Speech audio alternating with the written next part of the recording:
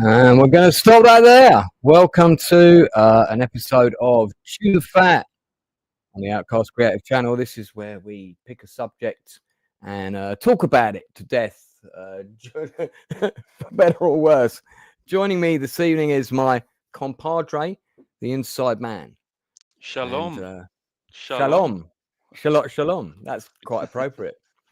That was a clip from Raid on Entebbe, which was the second of 4 movies to be made specifically about the hijacking of the Air France Airbus in 1976 and the subsequent Israeli commando raid to free the hostages from the airport of Entebbe in Uganda, where the terrorist hijackers have been given basically safe passage, safe haven, if you like, by Idi Amin, the then president of Uganda. The Israelis conducted what at the time was considered to be probably the first really successful anti-terrorist operation, I suppose. I don't think there'd been quite as high profile. No, nothing quite like this.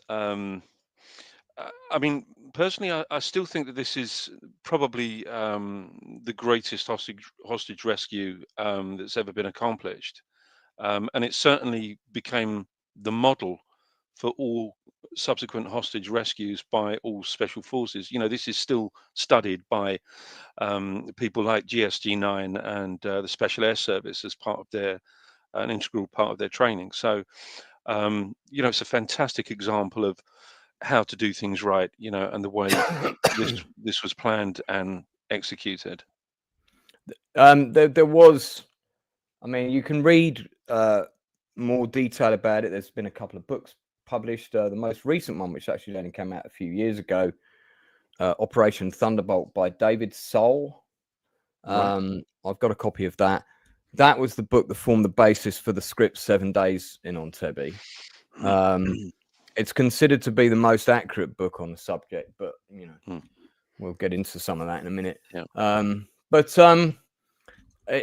not often that you get 4 movies made about the same subject, 3 of them within a 24-month period, and then one of them came out much later. And we're going to talk about all of them. We're going to talk about them in the order that they came out, and we're going to score them in several different categories, which will give us a kind of overall score for that film.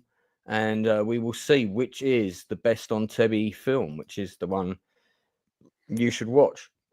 Now, obviously, with things in Gaza and the Palestinian-Israeli conflict as well, you know, heightened as it's ever been. The only thing that's taking it out of the news is the conflict in Ukraine, really. These are the 4 movies. Victory at Entebbe, which was rushed into production, TV production, rushed into production in 1976, the same year that the hostage crisis happened. I can't think of another historical subject. No. Where a film was made about it so quickly. Yeah, I mean, this was bear in mind that the crisis took place in June. I think the rescue was June 4th, I think, of 76. And this was probably, I would say, prepared for a Christmas TV audience. Yeah, the rescue mission I think took place in the first week of July. The Oh, it was July, was it? hostage, the hostage. Oh, sorry, taking July. was on. Yeah, I beg your pardon. Yes, you're absolutely Yeah, right. Yeah, July. the crisis began on the 27th of June, Yeah, 1976. yeah. But yeah, I mean, and victory at Entebbe, which is the first poster on the left, basically was a made-for-television action drama film, and we'll talk about it in more detail in a minute. But it was broadcast for ABC, basically, and starred, among other people, Kirk Douglas, Linda Blair from The Exorcist, Anthony Hopkins, Richard Dreyfuss, Burt Lancaster, Elizabeth Taylor. A pretty top-notch cast, even by that day, by that time. Yeah, I mean, and it that's a massive all-star cast, isn't it? Yeah, and it was released in time for Christmas. It was December 13th, 1976. Wow, it was released. That's nuts, isn't it? That this whole thing took place in June and July of that year, and by December, we've already got a movie about it. Incredible. Then we had Raid on Entebbe, which is the second poster on our little banner there. This was also an NBC television film, although it did have a cinema release, including in countries in Europe. Substantially high budget. Also, pretty decent cast: Peter Finch, Martin Balsham, Horst Schultz, John Saxon, Eddie Constantine, who of course was in The Long Good Friday, Yaphet Kotto, and of course Charles Bronson. Who else? I think James Woods is in there, and Kim Richards. Yeah, really young James Woods is one of the commandos. Very young James Woods. Yeah. Kim Richards is in there from what do you call it? Escape to Witch Mountain. She's in there. She's one of the hostages. Yes. Yeah. That's right. Yeah, she plays Alice. Yeah. And again, we'll talk about that in more detail in a bit. The film version was released theatrically in the UK and Europe in early 1977, and I remember because my dad went to see it at the cinema.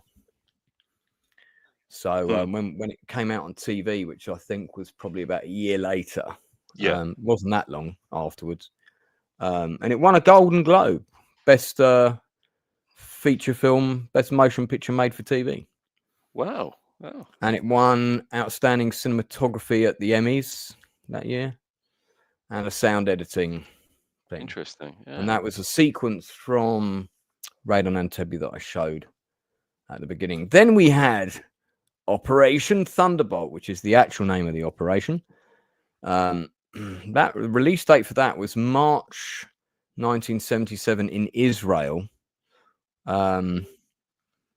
January 1977 for Raid on Entebbe. So Raid on Entebbe had already been out. This is, of course, the you might call this the cash grab film, directed by Menahem Golan, and produced by Golan and Globus, and Sybil Danning was also a producer on it, and she also starred in it. It's the what would you describe it as? The the B movie version. The B movie version. That's a very kind way of putting it. Yeah, the B movie version of the story, and as we say, we're going to come back into that. And for a long time, they were the only three films. Now, you may say, if you're watching this video, but the events in Raid on Entebbe were depicted in two other movies, The Last King of Scotland and also The Rise and Fall of Idi Amin. And that's true. They are depicted extremely briefly. You're talking a few minutes of screen time at most. So those films are not about the Entebbe raid. We are talking about the films that are specifically about the Entebbe raid, the hostage situation, not, a biopic of the history of Idi Amin in Uganda, which is what The Rise and Fall of Idi Amin is about, and The Last King of Scotland, which is a kind of a fictional story which interweaves with a historical narrative, and the events of the main character's timeline bisect with events at Entebbe in a very brief moment in the film. So that's why they're not being included, because the four films that are about the specific event the hostage crisis, and so on. Those are the films that we are getting into today. Then much later in 2018, we had 7 days in Entebbe. This is the revisionist historical version. Yeah. I think that's a very fair way of explaining that or describing that, actually. Yeah.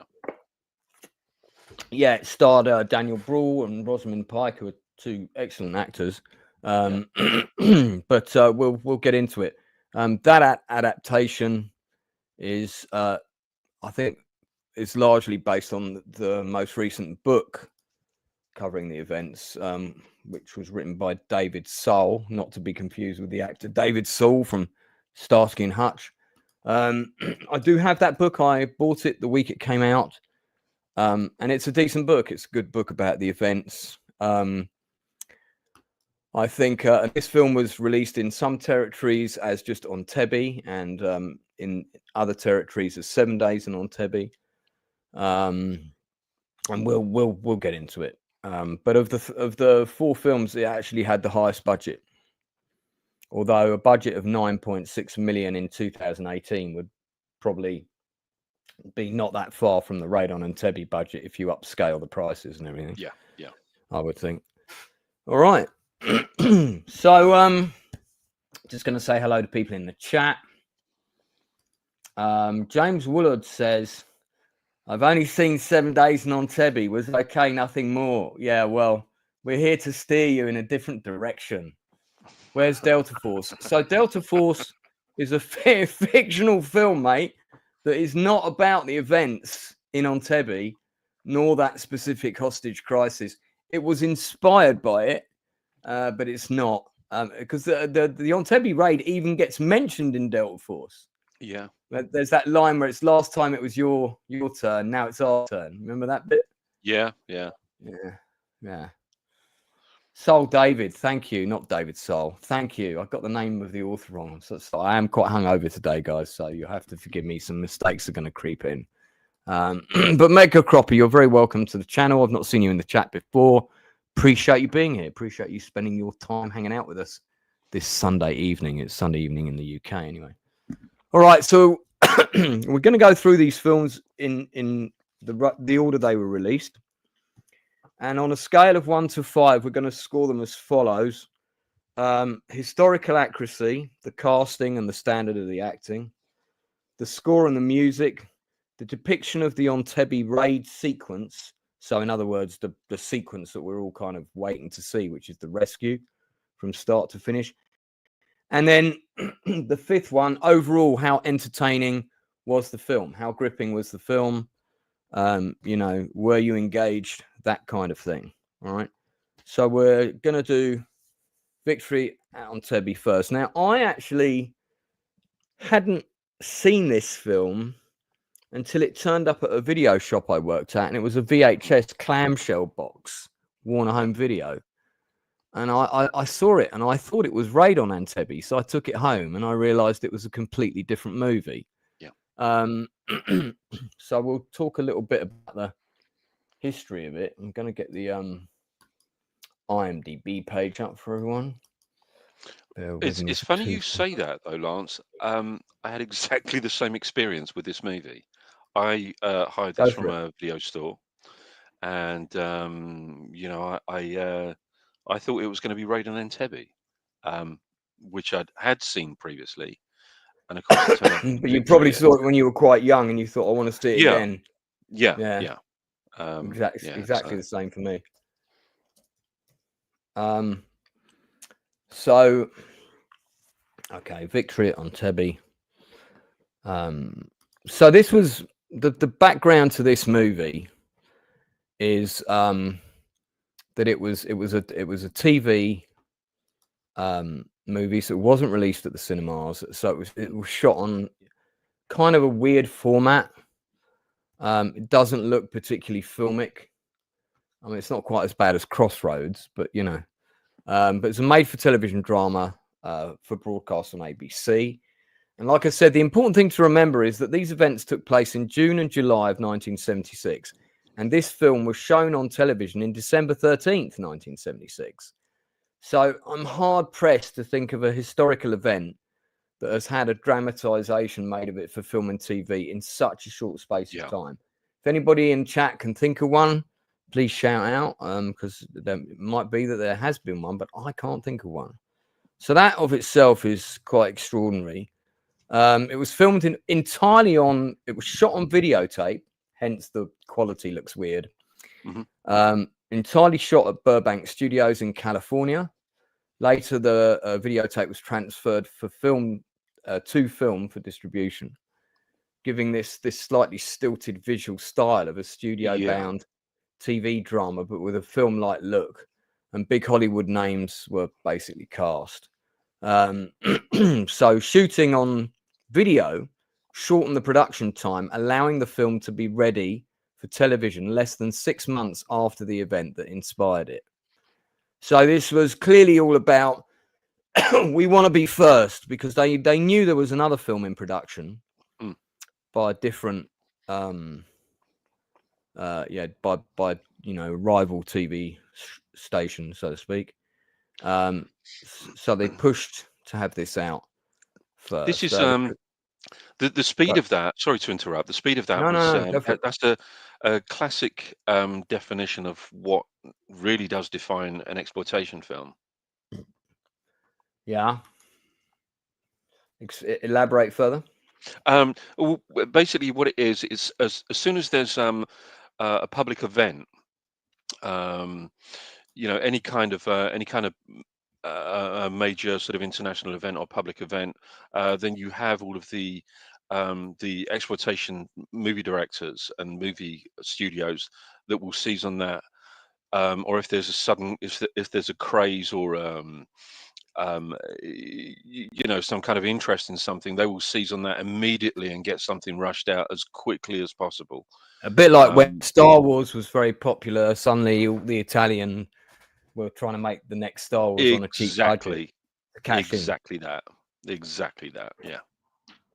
Yeah, that's a good thing to keep in mind. So the cynical among us can say this was an attempt to beat the other film into production, get the first depiction of the events. And I mean, this hostage crisis was massive news. It dominated the headlines every day until it was resolved, pretty much. And I have vague memories of it being on the news, So Victory at Entebbe was directed by Marvin J. Chomsky, and it was written by Ernest Kinoy. Marvin J. Chomsky, funnily enough, was a sort of mainly he started his career in the art department. He moved into directing, and he did a lot of sort of TV movies, TV miniseries. He did a couple of movies. Some of his TV work includes 4 episodes of the miniseries Holocaust with Meryl Streep, if you remember that. Yeah. He did 6 episodes of Roots. Wow. Prior to this, he did a couple of other sort of there were some TV movies like FBI Stories and Public Enemy #1. He did a couple of episodes of Police Story. Yeah. He directed episodes of Mannix, Banyan, Hawaii Five-0, a lot of the kind of staples of the day. And he'd been a jobbing television director since the 60s. And as this was a television production, I'm pretty sure that's what got him the gig. Subsequently, later in his career, he directed a couple of pretty good things, actually. He directed that rather average film Tank. Do you remember that? That came out in 1984. Yes, I do. Yeah, I do. Yeah. I think it was with, was it James Garner? Yeah, James Garner, C. Thomas Howell. Yeah. Yeah, that was sort of a so-so movie. But he did the 2-part drama called The Deliberate Stranger. I don't know if you ever saw that with Mark Harmon. And that was about Ted Bundy. It was the first drama about Ted Bundy and the whole story of him. and it was really good. Apart from the terrible, You know, I think I've seen it. I think I have seen it. Yeah, now you say that. Yeah. Mark Harmon is truly fucking terrifying in it. Yeah. And he passed away in 2022 at the ripe old age of 92. Mark Harmon. No, the director of this, Marvin J. Chomsky. No, Mark Harmon is very much alive. Sorry, I should have qualified that. But and the last thing he worked on was the TV movie for Catherine the Great in 1995. But yeah, The Deliberate Stranger, I think the whole thing is on YouTube. I actually have the DVD of it. It's a really good 2-part drama series on, as I said, on Ted Bundy, the serial killer. It's really well done, told from a number of different viewpoints. So I quite recommend checking that out. The writer, Ernest Kenoy, again, pretty much 80 writing credits on IMDb, passed away in 2014. He did things like Diagnosis for Murder. He wrote 2 episodes of the miniseries of Lincoln, Roots, The Next Generation, and so on. So again, kind of well suited for this sort of thing. Yeah. And he'd been a jobbing writer for TV again since I think the 50s, actually. Yeah, he'd been around. He'd been working since the 50s. So again, did things like episodes of Roots and stuff like that. So that's the main team responsible. Yeah, let me share. There's not many stills on here, but there's a few. Let me share those. Just so it looks a bit more visually exciting. Oh man, I've got too many windows open here, and I'm hungover. Did I mention I was hungover? No. What have you been up to? Oh, raving. So raving at 50 is the best way. Right, here we go. So, I mean, okay, well, we'll divide it into those topics. Just have a quick look at the pictures. So as you can see, it's got this weird grain to it where it's shot on videotape, scaled up to film. There's Kirk Douglas and Elizabeth Taylor, 2 of the parents of some of the people that have been taken hostage. Anthony Hopkins, I think, is playing. I can't remember if he's the president of Israel or if he's the prime minister of Israel. Yeah, I think he's the prime minister, isn't he? Yeah. Yeah, and then you've got various other people. Very young Richard Dreyfuss in this. Yeah, he's pretty good in it, actually. Yeah. So, and the top end cast. We'll talk about it in a second, but they're pretty good. There's Linda Blair from The Exorcist as one of the hostages. There's BB Bursch from Wrath of Khan. So we still got Where's Delta Force up? Let me take that down.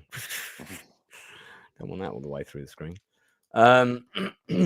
Yeah. So there's Dora Block, who famously was the old lady who got a bone stuck in her throat, and the day before the rescue operation, she was taken to a local Ugandan hospital. After the raid, she was taken by the Ugandan secret police and murdered. And in revenge for the killing of the Ugandan soldiers during the raid. But I just thought that was terribly inhumane. Yeah. But then, Idi Amin wasn't really known for... no, he wasn't. For being she's a fucking old woman, for Christ's sake, though. You should an old woman, Yeah. Like, really? Yeah, he was... He never, he never discriminated at all. There was no discrimination in Idi Amin's book. So this would be the UK cinema quad.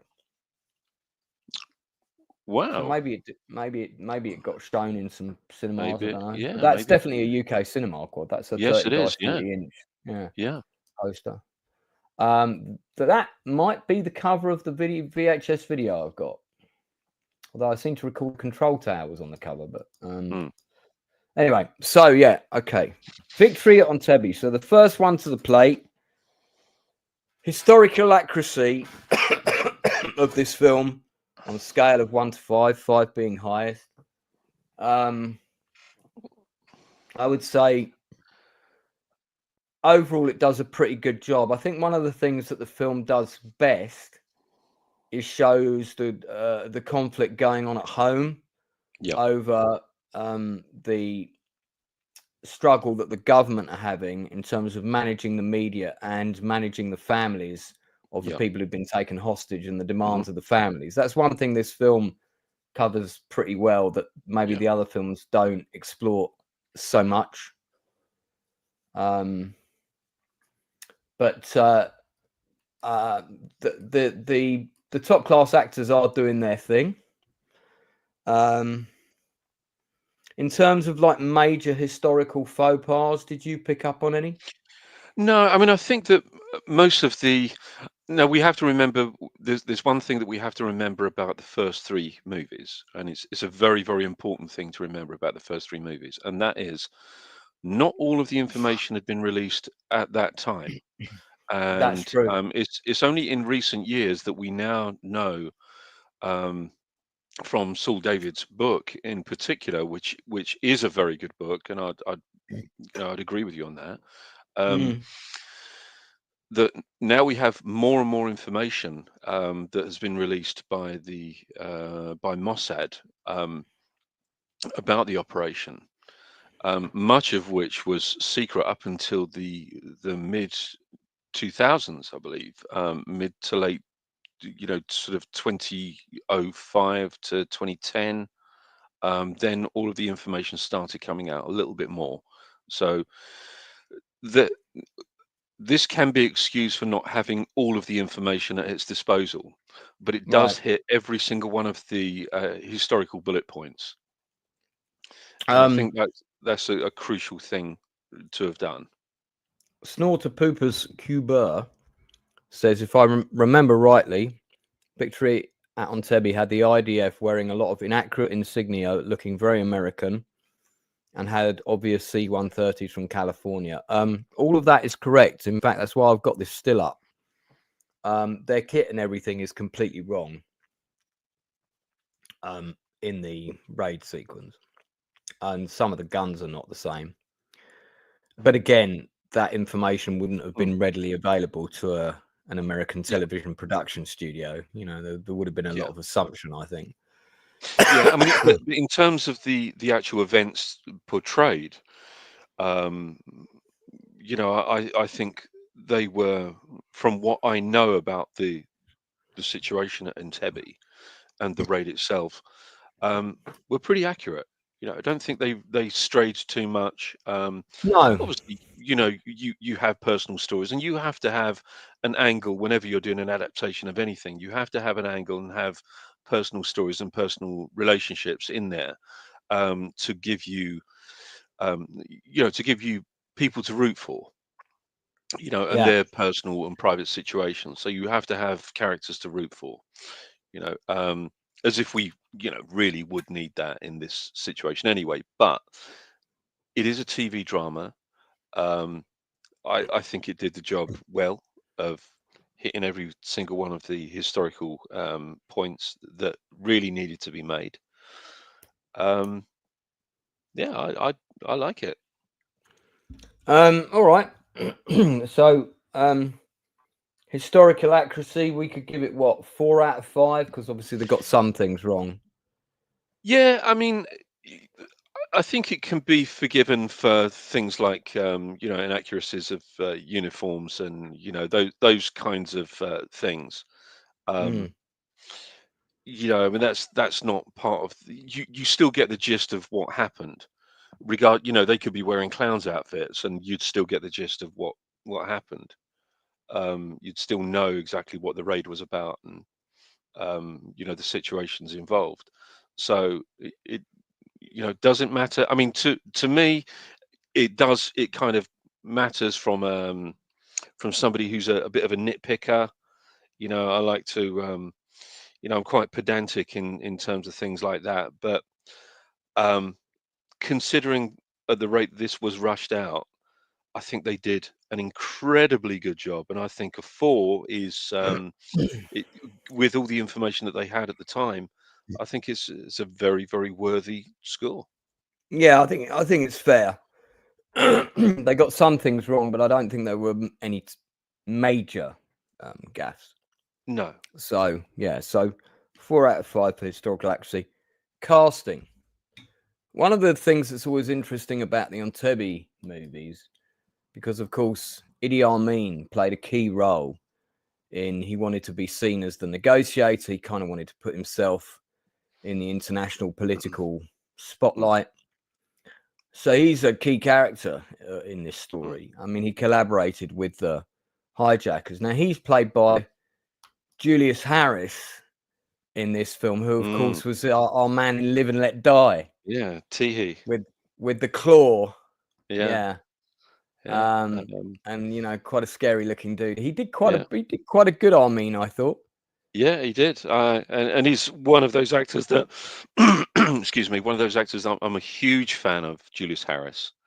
I mean, it's quite odd that, you know, looking back on it, we actually have 2 bad guys from Live and Let Die as Idi Amin in these movies. You know, so we have another from Live and Let Die. That's right. Yeah, I didn't know what I hadn't thought of that. Movie. Yeah. But he's a lovely actor and a lovely man. I think he did do a good job. Yeah, I think he did a good job. He's, you know, a very menacing figure, very imposing figure. Yeah, he was good. So looking at the other cast, the key characters of this story are always the officers that head up the rescue operation. You have another bunch of actors who play the hijackers, and then there are usually several sort of bigger names in the Israeli government roles. You know, the prime minister, his board.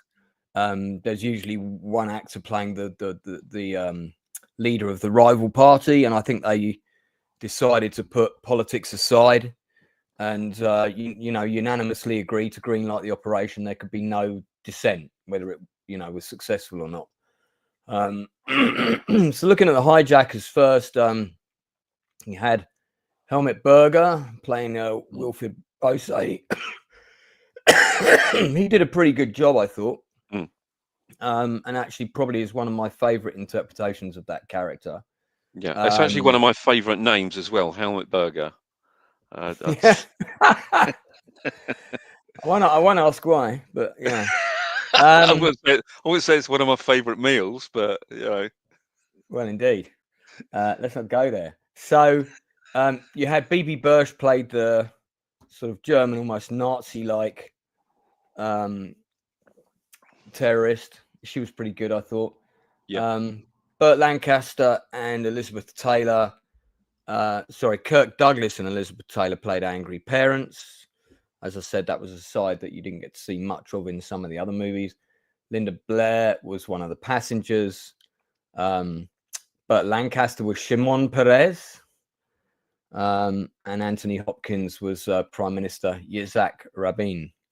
So he was the guy who basically had to greenlight the operation. You also had Harris Yulin, another great actor, playing General Dan Sharon, who was kind of in charge of the overall operation. And then the leader on the ground of the actual raid going in was Colonel Yoni Netanyahu, the late brother of, I think, is it the current Prime Minister or one of the Prime Ministers? Yeah. Yes, it is. Played by a very young Richard Dreyfuss. Other notable cast, Christian Marquand, so that name might not be immediately familiar to some people, but he was in films like The Longest Day. He played Commander Philip Kiefer, leading the French commandos in the Ouistreham sequence. He was in Flight of the Phoenix, the original movie, the better movie. Probably should say a number of other quite big French productions, but he was also in Apocalypse Now. So yeah, he had quite the career. was a decent actor. I think he's the captain of the plane. Hmm. I thought the cast did a pretty good job. Everyone's kind of going for it. People seem to be on their A game. Yeah. I thought Richard Dreyfuss did okay, but he's not my favorite depiction of that character among the 4 movies. Mm-hmm. But the terrorists were very convincing. Everyone else was pretty convincing. You got anything else you want to say about the cast? Yeah, I mean, looking back on this cast now is very much a 70s disaster movie cast, I think. Yeah, it is. That's You very know, true. Very you know, true. it's these were big names, really big name draws. I mean, legendary actors. We have there. This was obviously a time before Anthony Hopkins was a legendary actor, but having people like Kirk Douglas, Elizabeth Taylor, and Burt Lancaster. These are big, big names of the Hollywood of the day. Um, I don't think it's very difficult to argue with a cast like that. Um, I agree that not Richard Dreyfuss is.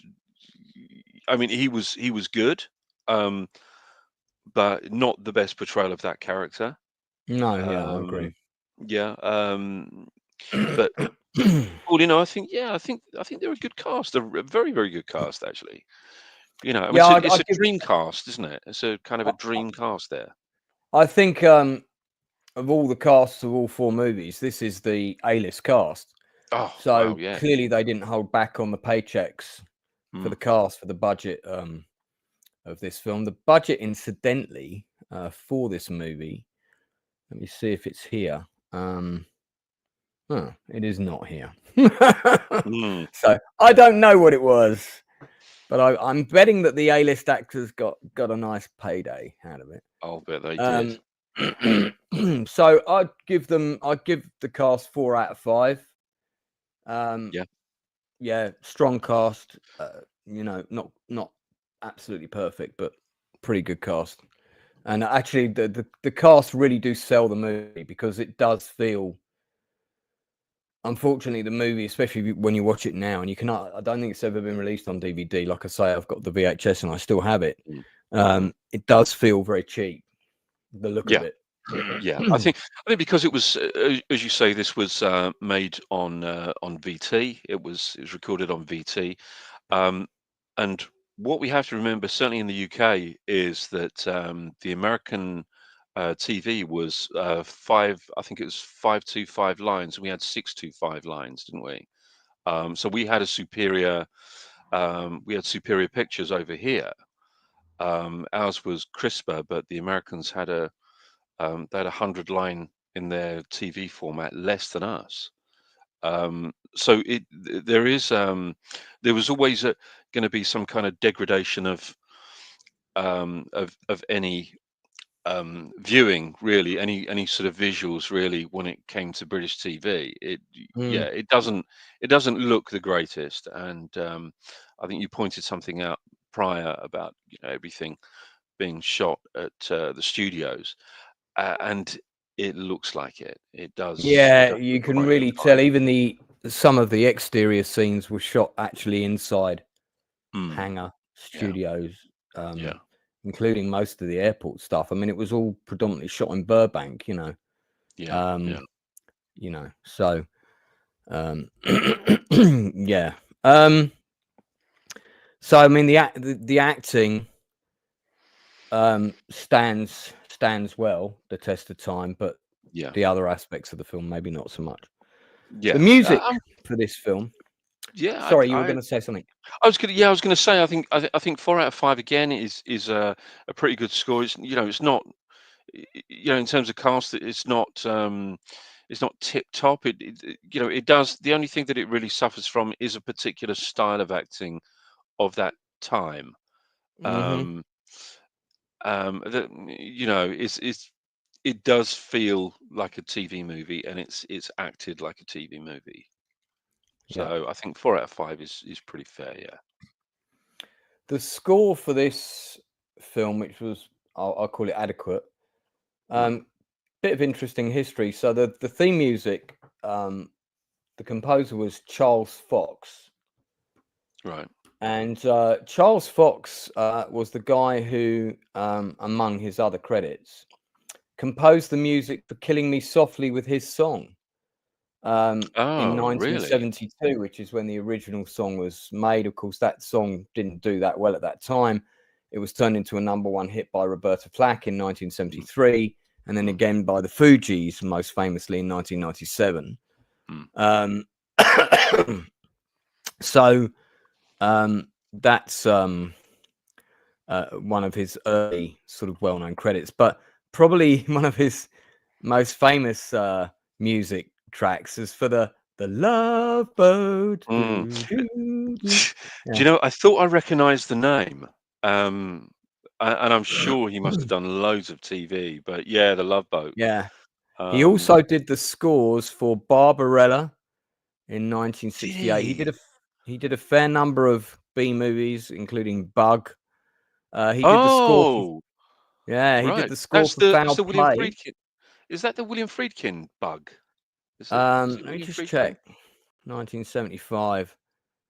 No, It's not. Right. no. It's the B. It's a B movie, monster movie. Right, When there's an earthquake, loads of bugs come out of the ground and start killing people. Yeah. And they mate with cockroaches and turn into some sort of super bug. He did the music for 2 Minute Warning, which is a film I actually really quite like. The one with the sniper. You remember shooting all the people in the football stadium? Yes. If you remember that film. Good film. Yeah, Good that's film. a pretty good film. He did the score for Foul Play, which is one of my favorite Chevy Chase movies. That's the one with Chevy Chase and Goldie Hawn. Right. Sort of a kind of comedy caper crime drama thing. He did the music for 9 to 5, National Lampoon's European Vacation, Short Circuit 2. Last film score was Gordy in 1995. He is actually 84 and still alive. Fair play. Great. Yeah. That's great. I mean, the music for it's fine. I'd give it a 3 out of 5. It's nothing special, but it does the job. It doesn't suffer from the 80s electronic era, which we'll get onto shortly. yeah. It's it's not it's not the greatest. I think it's kind of standard TV movie fare, really, isn't it? The music. I think it's really sort of by the numbers. It wasn't memorable. There was nothing in there that that really sort of got the old blood racing around the veins or anything. No, and I don't think the soundtrack was ever released or anything like that.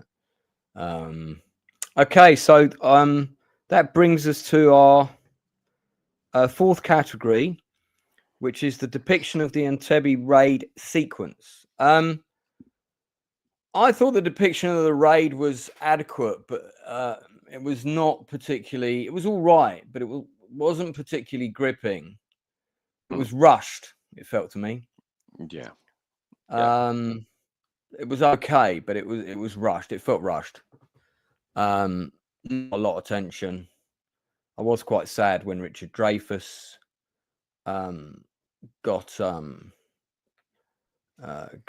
took a hit and as Yoni Netanyahu. Interesting fact from Darth Plato, who Inside Man you predicted would turn up in this stream and give us an interesting fact. I did. Your prediction has come true.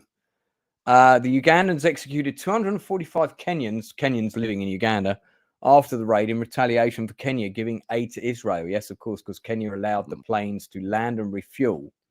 Yeah. In Kenya, so that they could then go back to that. That made the operation possible. Okay.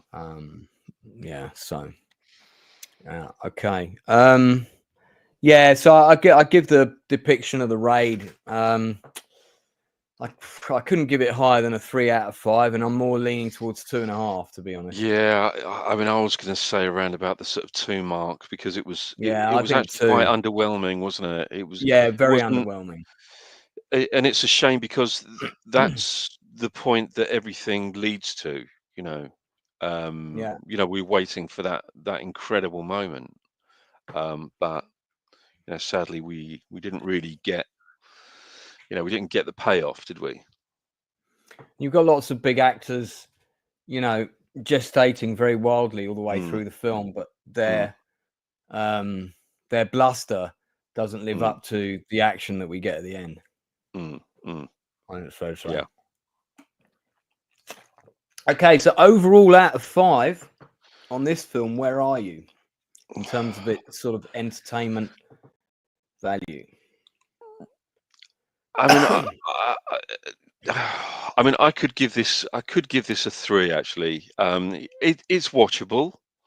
It is kind of slightly, a bit of fluff really in comparison to others. It is kind of TV fluff really. So, but yeah, it's okay. It's okay. It's yeah. I mean, I would give it a 3. Yeah, I'm with you 100%. I'd give it a 3 also. So, all right. So, we'll move on and go to our second movie while I'm still awake.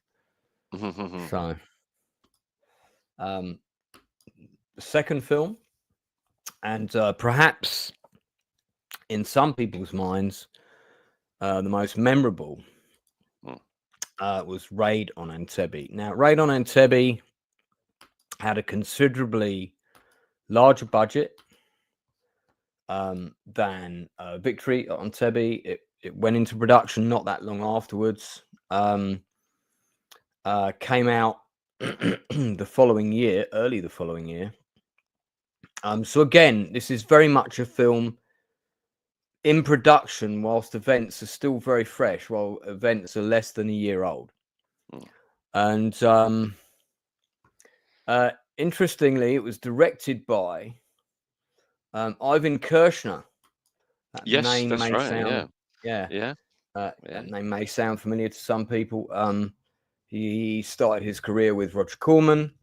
Unfortunately for him, he directed. No, he was he in? He had some acting roles. He had a little role in Steven Seagal's On Deadly Ground. Oh dear! But he directed RoboCop 2, which was not a good film. He directed Never Say Never Again, which actually I've got a bit of a soft spot for. I think it's an okay movie. Eyes of Laura Mars, and of course, The Empire Strikes Back. Yeah. Would be the feather in the man's cap. So you're talking about the director of Empire Strikes Back taking this on. Yeah. Before he did Raid on Entebbe, he'd done The Return of a Man Called Horse. I think that's with Richard Harris, if I remember rightly. Yeah. It's actually not a bad sequel, that. Yeah. Yeah, and various other episodes of television. The Rebel, 35 episodes.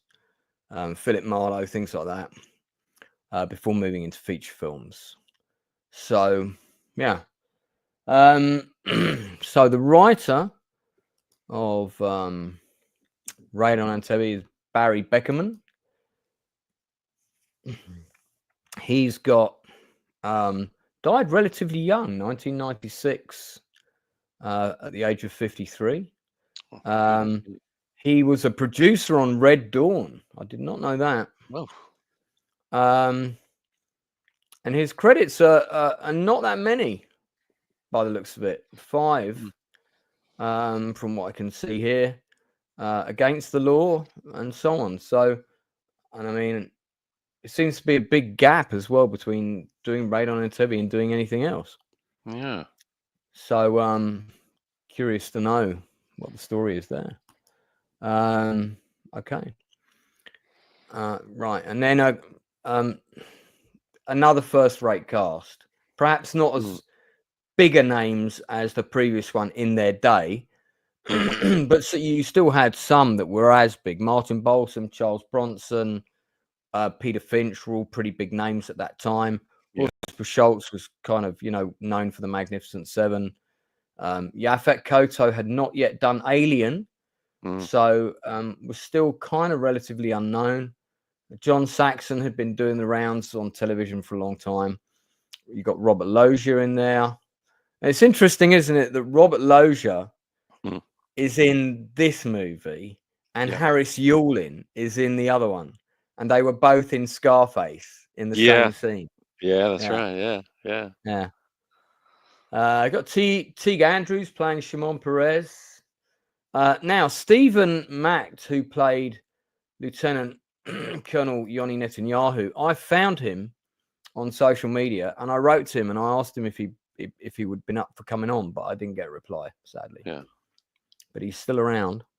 Good. And I thought it would have been really interesting to try and interview one of the cast. And yeah, a very young James Woods in the film, already showing his stuff. Eddie Constantine, people might remember from The Long Good Friday, and Kim Richards, as Inside Man pointed out. I think didn't she do Ex-Wives of Hollywood or something like that? Yeah, that's right. She's she's in the what is it, the Real Housewives? Not that I watch it, but she's in the Real Housewives of Beverly Hills, right? Or was. Inside Man's got a Blu-ray box set of the entire series. Yeah, but she was famously in Escape from Witch Mountain and Return to Witch Mountain. And and as a kid I had a massive crush on her. Yeah, I did as well. Shame that she spent her latter life in in recovery and things of that nature. I thought she was particularly good in Tough Turf with James Spader. I don't know if you ever saw that. Yes, of course. Yeah, she was so good in that. Didn't she do one of the Sharknado films as well, I think? Yeah, I don't watch a lot of Sharknado films, I have to say. So this film felt like a proper feature film. I showed a clip of it at the beginning of the stream. Standard of acting, very good. And this was the first film I saw on the subject, and I have this vague recollection that it was on like a Sunday night at 9 o'clock or something. That's what I vaguely remember about it, and I got to stay up and watch it on the black and white telly upstairs. And I'm not sure if I was supposed to stay up and watch it, but I'm pretty sure that's how I managed to watch it. So and there's the young James Woods. So we'll get into the different aspects. So historical accuracy, uniforms, kit, and all of that stuff, much more accurate in this film than the first television movie. Somebody actually obviously went to Uganda probably to try and replicate the airport as closely as they could. It seemed a much more thorough telling of the story. And it was a proper feature film. It got a cinema release in Europe. As I said earlier, my dad saw it at the cinema. So scoring out of 5 on historical accuracy, I don't think it got everything right, but I give it 4 out of 5. Yeah, I mean, obviously, because this is, it feels larger, because it is larger. It's outside of the studio. We have actual locations. Things, things seem considerably broader in scope in terms of how they can depict parts of the history of the event. I think I think it's another one that hits all of the historical bullet points. The kit, the uniforms, and everything. There was a lot more care taken over that. A really, really, really cracking depiction of this. I mean, I'd easily go to a 4. I mean, I would kind of edge maybe closer to a sort of 4.5, but I think I'll round it down to meet your score of 4 actually.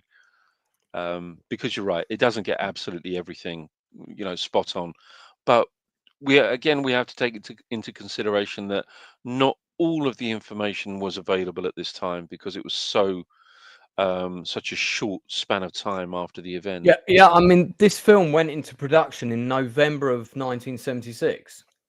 Wow. So that's like 5 months. Yeah. Which is extraordinary when you think about it. Yeah, it is extraordinary. Yeah. It was filmed entirely in the United States, with Stockton Metropolitan Airport in Stockton, California, serving as both Entebbe Airport and the Israeli Air Force Air Base. And then the producers turned to what was known as the Hollywood Squadron, with the 146th Airlift Wing of the California Air National Guard providing the 3 Sea Hercules transport planes. Yeah. Good use of So, locations there. Really good use of locations. Yeah. It doesn't feel like a film that was shot entirely in the United States. No, it doesn't. Not at all. It does feel more international than that. Mm. So, okay, so we're both scoring it 4 out of 5 on historical accuracy. Let's move on to the cast. I mean, it was sold very much as a Charles Bronson movie. There's the poster. I used to have that poster. So you've got, I've already gone through who the cast were. I thought, funny enough, I preferred Wilfried Bose's interpretation of the German terrorist leader in the first film over Horst Schultz, who always sort of seemed to go a bit over the top. But then I preferred Maria Claire Costello over Bibi Burr. She was this actress was absolutely terrifying. The remaining cast, I think the military cast in this film was much more convincing. Yeah, probably because they were working with a better script. Yeah. But yeah, I like the cast. I give the cast 4 out of 5. Mostly really strong performances. Yeah, and as I say, helps by a substantially better script. Anything you want to add there? Yeah, I think in comparison to Victory, this is absolutely stacked full of character actors. Whereas, Victory has stars, really, so we have, the Hollywood, the real Hollywood stars. This is proper character actors. I just prefer this cast. I can't say a bad word about any of the cast, really. I thought Charles Bronson was good for all of my personal issues with Charles Bronson. I think he did a good job. But for me, anything with John Saxon in and anything with Yaphet Kotto in, I'm sold. I thought Yaphet was absolutely terrifying. And genuinely, a menacing Idi Amin. He was really good as Idi Amin. I'd argue quite strongly he's the best Idi Amin out of all the 4 movies. Absolutely right. Yeah. Yeah, and you're right. It's there was a lot of showboating with the actors in Victory on Entebbe. There's lots of kind of big speeches with the parents and lots of shouting and people really going for it. But this feels much more grounded. This is also the last film of Peter Finch. Oh, is it? Who died, I think, 5 days after the production completed. He died 5 days after the film's release. Right. So maybe he got to see it. Yeah. And he's pretty good in it, actually, as well. He's good. Very good. He's very good. Yeah. Very good. Very convincing as Prime Minister Rabin. And the scenes in this film with the cabinet and stuff are really well done. The tension is really well realized. Yeah. So you're right, actually. That's I mean, that's something that I think is it is such a crucial part of the story, the tension with the cabinet, and it is done so well in this movie, so well in this film.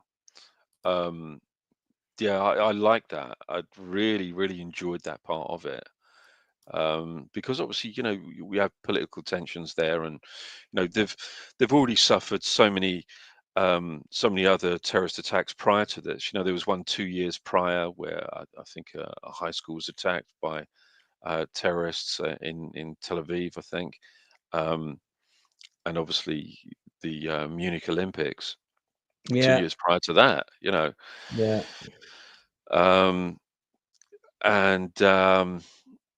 The tension was really cranked up, especially when they're 20 minutes from the target. and the word finally comes Mm. through. They're only 20 minutes out. Word comes in, and they've got the go. And they had to launch the operation before they got the okay from the Kenyans, and if they hadn't, they were probably going to have to turn back.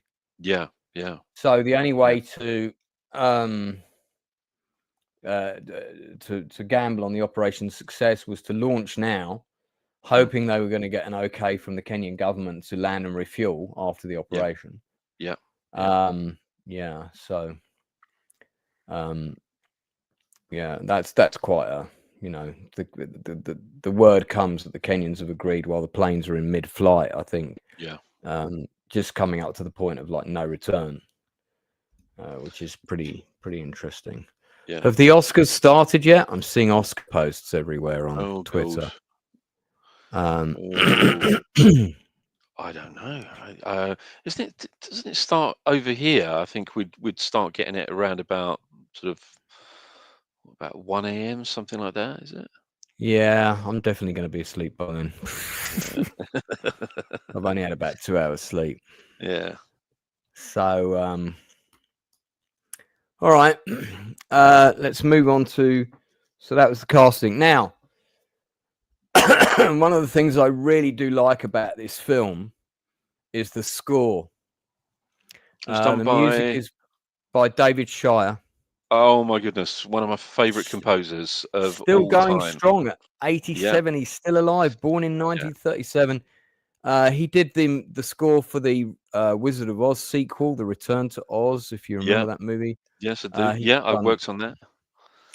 His screen credits included The Taking of Pelham 1, 2, 3. Pelham 1, 2, 3, Love that movie. The Hindenburg, All the President's Men, The Big Bus, 2010, the year we make contact. That was a sequel to 2001. It was a great film, really underrated. He did the Zodiac movie.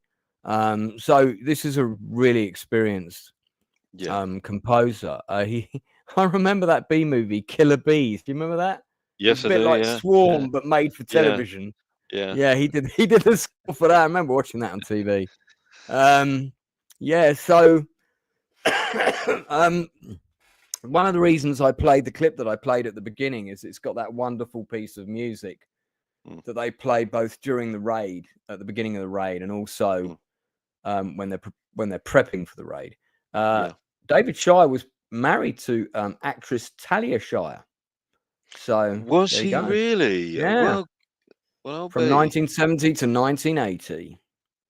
Right. He also did the score for The Conversation, mate. One of your favorite Gene Hackman movies. Yeah, he did. Yeah, I mean, I think I've got about 10, 15 of his scores. I mean, Taking Pelham 1, 2, 3 is one of my favorites.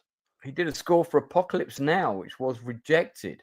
The last score he did for a feature film was Love After Love, 2017.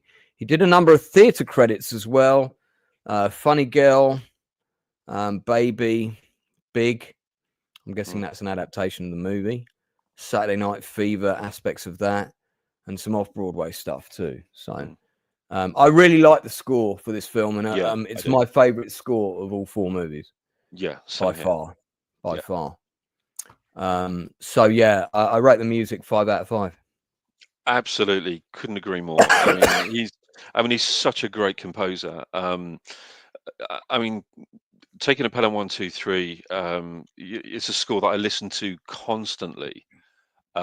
Always listening to it. It's just got this amazing kind of rhythm to it. It's a brilliant kind of sort of nasty, dirty, quite bombastic score.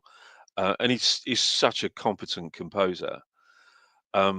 One of my absolute favorite composers of all time. I mean, for me, he's kind of up there with Ennio Morricone as in terms of the amount of stuff that I've got of his.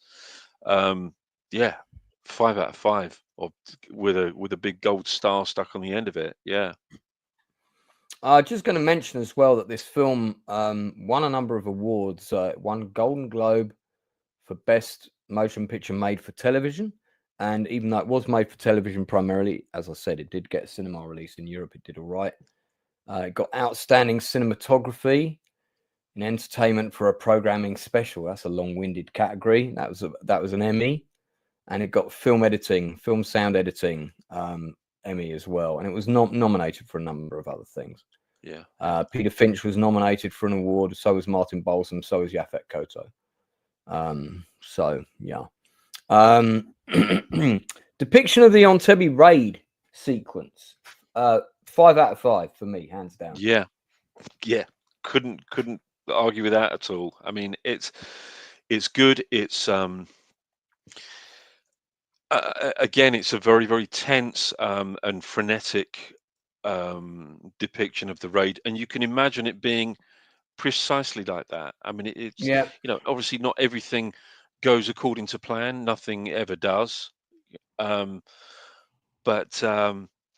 yes, it's a really, really good, tough, tough sequence. It's a great action sequence. Really well directed. Yeah, I agree, and it's not rushed. No. Really great build up. But you would never ever believe that this went into production just a few months after the actual raid, would you? You would never believe it. Looking at the quality of the picture. You would have thought this would have come out. If you were watching this now, you could be forgiven for thinking it came out in the 80s. Easy, yeah.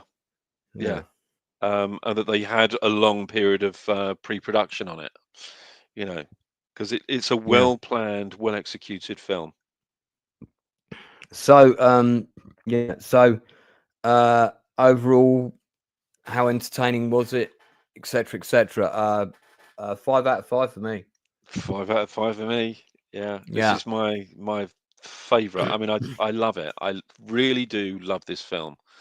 I think mainly partially because of the cast, partially because of the music, partially because of the historical accuracy, but I think mainly because they got the raid right. Yeah, the raid sequence is very well done. I mean, there's some, there's been some. Well, when the files of the operation were declassified and stuff came out, and then after Saul David wrote his book after that, one of the things that is conflicted with some statements and various depictions is exactly when Sonny Netanyahu was shot and what he was doing at that time.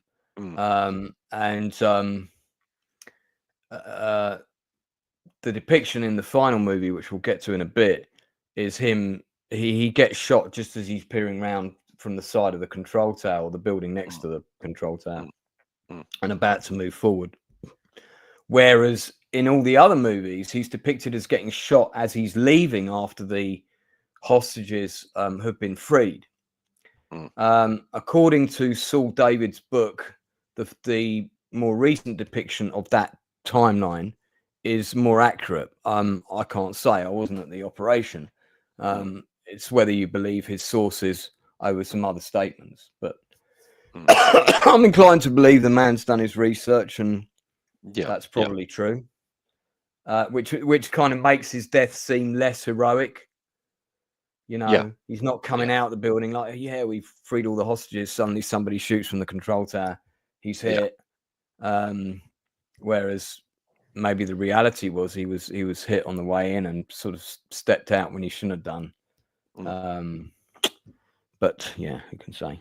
All right. So a pretty rousing score for Raid on Entebbe. Can Operation Thunderbolt beat it?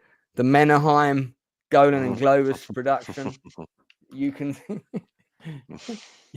you can see the entire film. Don't start laughing now.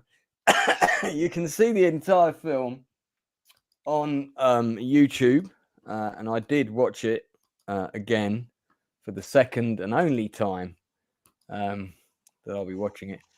I mean, I think it's fair to say, it's funny, isn't it? Look on the poster, right? A grabber for everyone who enjoys a tale of heroes and virtue triumphant. Now, if that tagline was a money grabber for everyone who enjoys a tale, that would be very accurate. Yeah. Because you'd had 2 films about it already. Obviously, it was a massive victory to be celebrated in Israel. So this was really, as we said earlier, a B-movie cash grab from the Golan Globus Go-Go Boys. Yeah. And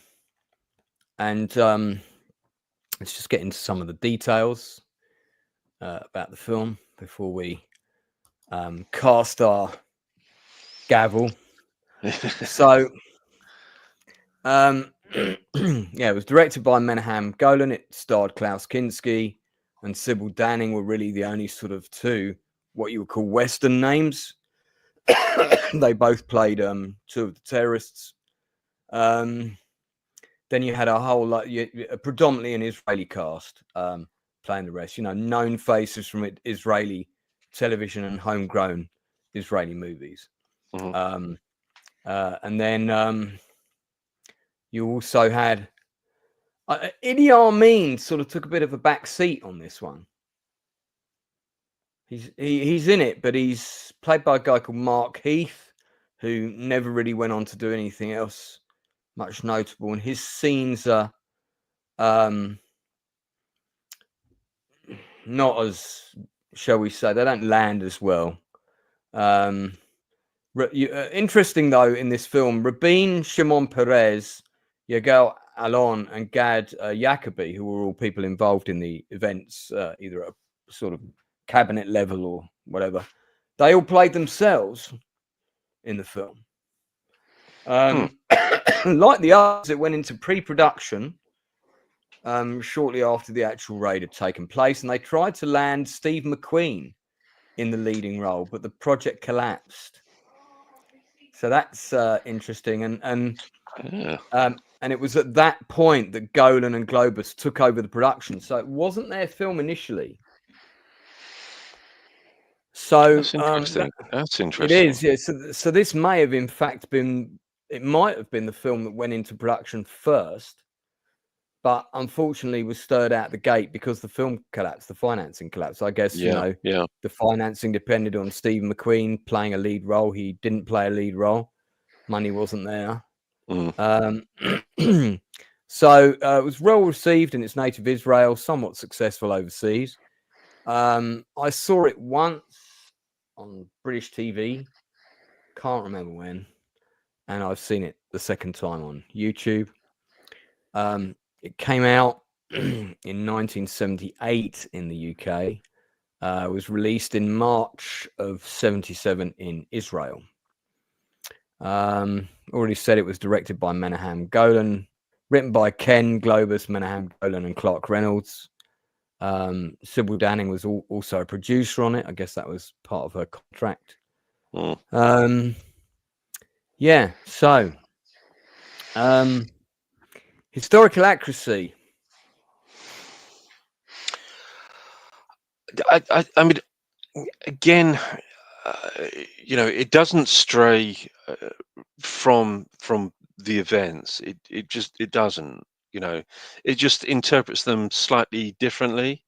There is one thing that I like about this film, or one of the things that I like about this film is that it's in multiple languages. I do like that. I do like, you're going from, Yiddish to German to English. I actually quite like that.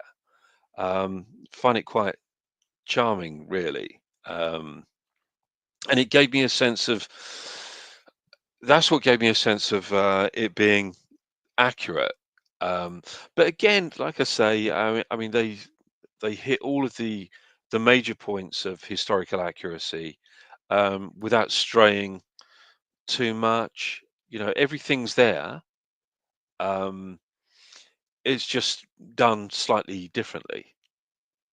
So I'd say if I was going to score it for historical accuracy, I'd probably go for a 3. It's it's not that far from the story. Yeah. I would agree with you. This is the poster that I remember, incidentally. And that looks like a UK cinema quad. It does, yeah. yeah. The way it really happened, the tense action-packed story of the raid that startled the world. Look, and you can tell that's a UK poster because it's certificate A. Yeah, that's right. Which is the equivalent of PG today, I think. Yeah. Yes, yes, it is.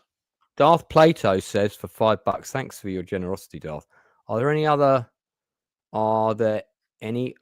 movies that may have come out very close to the event? Entebbe was months, but 13 hours was 4 years. Somebody said earlier in the chat there was a silent movie about the Titanic sinking that was made relatively soon after. I can't think of anything else.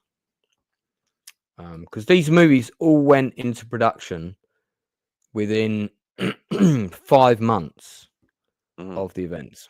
They all went into production in November or around that time. So, okay. Yeah, I'd give it the same. 3 out of 5. Casting wise, I mean, the cast are okay. Some of the Israeli actors are not great. Could have done with some drama school lessons. Klaus Kinski is typically over the top. He's not an actor I personally like, I have to say. I do like Sybil Danning. I think this is one of Sybil Danning's best performances. Yeah, I'd agree.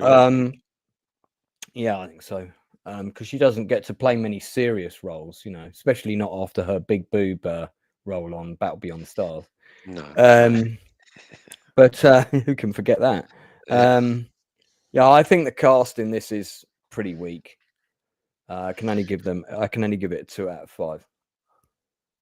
Yeah, I think that's quite fair. I mean, most of them are names that we don't know, so we don't know, how well revered they are in Israel. I would even say that they were probably quite sort of low on the pecking order of Israeli actors, even at the time. Yeah, 2 I think is pretty fair, and quite generous. But look at this. This is advertising the ABC Shaftesbury Avenue. Yeah. So yeah, that's definitely the UK cinema. Yeah, it's definitely the UK. Yeah.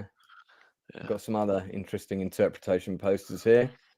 Yeah, because there's a story about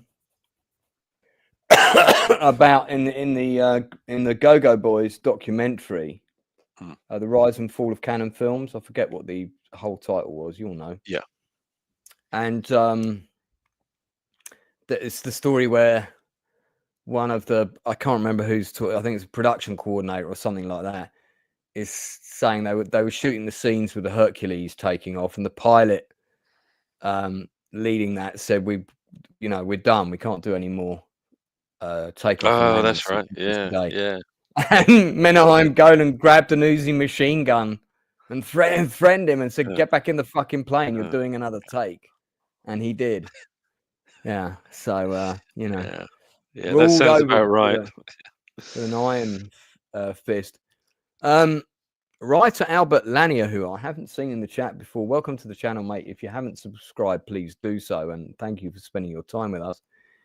It's a shame Sybil Danning never got to do too many real dramatic roles in films. This is one of her best performances, as I said, and I think you're right. She got typecast as a B-movie actress. She was in Chained Heat, wasn't she? And a few other things like that. But no, you're right. She probably got her due, because I think she was a better actress than people gave her credit for. So, yeah, okay. So, the music for this film was fucking diabolical. Sorry, got to tell it like it is. It's horrendous electronic score. Just mate, I work for Canon Films, so I know exactly what you're talking about. But it's then we start having this harmonica sort of slightly sort of round the campfire Western type of. It's terrible. Yeah. The score is so disjointed. There's no continuity. It doesn't feel like a proper score. I hate the music for this. I thought it was awful. Well, I I actually quite liked it. Of course you did. Yeah. Well, the composer was Doobie Seltzer, and just to Yeah. nothing personal, Doobie. I personally didn't like it, but Inside Man, who is a man of acquired tastes, perhaps knows better than me. He did like it. He was mainly his history mainly was musicals. He'd done one other film for Menahem Golan, Escape to the Sun, which I haven't seen. He did the score for the Assisi Underground, if you remember that, with Ben Cross. Yes, I that do. miniseries. Yeah, I do. I do remember that. He did the Ambassador, the J. Lee Thompson film starring Robert Mitchum and Rock Yeah. Hudson. Yeah. And a couple of other things, but not nothing like the career of our last guy. Also still alive. The composers are doing very well so far. They're all still alive at 93. So nice one. If he tunes in, he's probably going, what do those YouTuber people know? You know.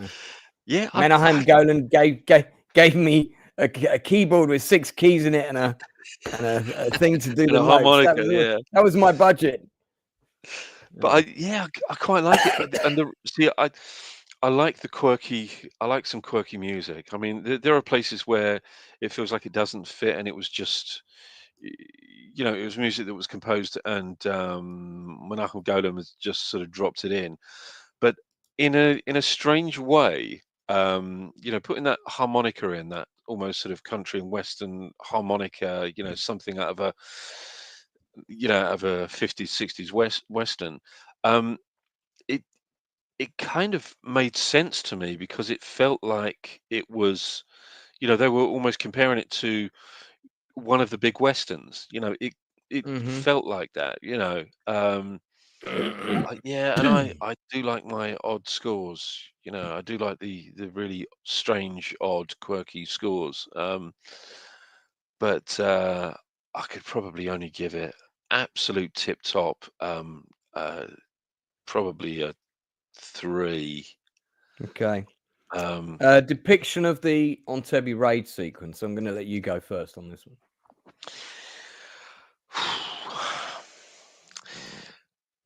Brief, I think, is fucking very brief. Yeah. It's it's almost like, they had enough money for this, for everything of the build up, but they ran out of money for the crucial part. It was just too condensed. It was but the build up was not the same. No. The whole narrative structure, the build up, I think the core blocks of it are all there, but I just didn't think it was very well directed or shot. It was very unimaginative. It was unimaginative and very, we've got 2 takes, move on.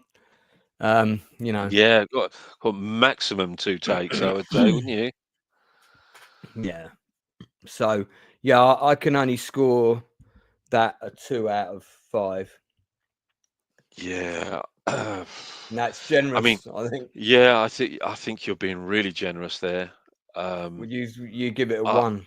I'd give it a 1. Yeah, because of its brevity. It's just too condensed. It's too much of a small part of the movie, and it isn't. It's the biggest part of the story. Our final question on this movie is, how entertaining was it? I have to say that of the original 3 Entebbe movies, this was my least favorite. It lacked the star power of Victory at Entebbe. It lacked the dialogue punch of the dialogue scenes of Victory at Entebbe. The action scene, which is the one thing that they probably could have and should have spent more money on, made it better. As you say, it feels like they ran out of money for that sequence. It was very rushed, quite minimal. I found that, and I didn't think the music served that sequence at all well either. So, this film overall's a 2 out of 5 for me. Yeah, I'd give it a 2. And I've got to be honest with you, I thought it was the most ridiculous depiction of Idi Amin that I've ever seen. Oh my God, yeah, terrible. Utterly ludicrous, Yeah, you know. yeah. And all of a sudden, the guy was lapse into this broad American accent, you know. Yeah, I know what was going on with that. Yeah, The so actor trying to do trying to do an African accent, and then suddenly he comes out with this broad American accent. someone clearly said to him, mate, that's not working, just leave it. Yeah, we'll let that So go. he was played by Mark Heath, who has okay, so he died in 2016. I think he's got 58 acting credits by the looks of it. And I'm just curious to see. You see, he seems to be a British actor because he was in Brookside, he was in The Bill, he was in Hammer, House of Horror, Rumpole of the Bailey, Squadron. These are all British shows. And then he went over, I think maybe he went overseas and did some other stuff. Yeah. But I don't think. Oh, there's one photo of him here. Let's have a quick look. Okay, that's him. Yeah. And that's from The Fast Lady, 1962. So there you go. Nice pork pie hat there. Yeah, I mean, he wasn't a good Idi Amin. No, it was the no coverage movie. That's probably a fair comment. Yeah, it was quite odd though. It's almost like he didn't know what the accent was supposed to be. It was just everywhere, you know. Yeah, it was bizarre, absolutely bizarre performance, and I think again 2 is really, really generous on this. But yeah, I'd go with 2. I think. Yeah, a generous 2. Yeah, for Operation Thunderbolt. Yeah, big. But is it the worst? Is it the worst of the? Is it the worst? Is it the worst of the 4 Entebbe movies? Is there one that maybe pips that post? Well, we shall see. So in 2018, I think in I do believe it's based on Saul David's book. We have 7 Days in Entebbe, released in some territories as just Entebbe. This film was a co-production. I think it was predominantly shot in Malta, which of course is a major film production base. Wasn't so much back in the 70s when the other movies were made. But I heard, when I heard about this film being made, I was actually very excited because I thought, yeah, okay, we've had other Entebbe films, but they were of their time. You know, maybe a modern one might be quite interesting. And the original cast lineup was Rosamund Pike, Daniel Brawl, and Vincent Cassell, but Cassell ultimately didn't participate, probably to his benefit. Principal photography took place in 2016 in Malta, and they also did some shooting in the UK. During filming, a plane landed at Malta International Airport as a result of a real hijacking, and scenes of the passengers exiting after negotiations had succeeded were used in the movie. That's nuts, isn't it? That's bizarre. Yeah. Utterly the film, bizarre. and we're going to discuss this. Trust me, we're going to discuss this. The film features extensive footage of the noted Beshava dance company dancing to a modern version of the traditional Jewish song Ekyami Yodia. One of the characters in the film is a dancer in the troupe, and the dance is shown as the film opens and throughout the film, intercut with portions of the narrative. Yes. Yeah, so trailers dropped in December 2017. I remember when I saw the trailer, I was kind of excited because I'm a big fan of Daniel Brawl. I quite like Rosamund Pike. So I'm going to address the historical accuracy before we... The film puts Yonatan Netanyahu, Sonny, death much earlier in the raid than in the Netanyahu family version of events. The director of the movie said that this placement was based on interviews with participants of the raid. Although the production had commissioned British historian Saul David's Operation Thunderbolt as a guide, the director opted to subordinate historical accuracy to dramatic effect in a number of scenes. Most notably, the division of the hostages and the Air France crew staying with the hostages are presented in a way that contradicts eyewitness accounts gathered by David. Okay. So it was sort of based on his book, but not really. Yeah. Kinda So weird. it's a claim that it's based on the book, but a claim that it has no foundation whatsoever. Right. In making. Mm. So it was directed by Jose Padilla, written by Gregory Burke. So Jose Padilla, Brazilian director, so who did Elite Squad.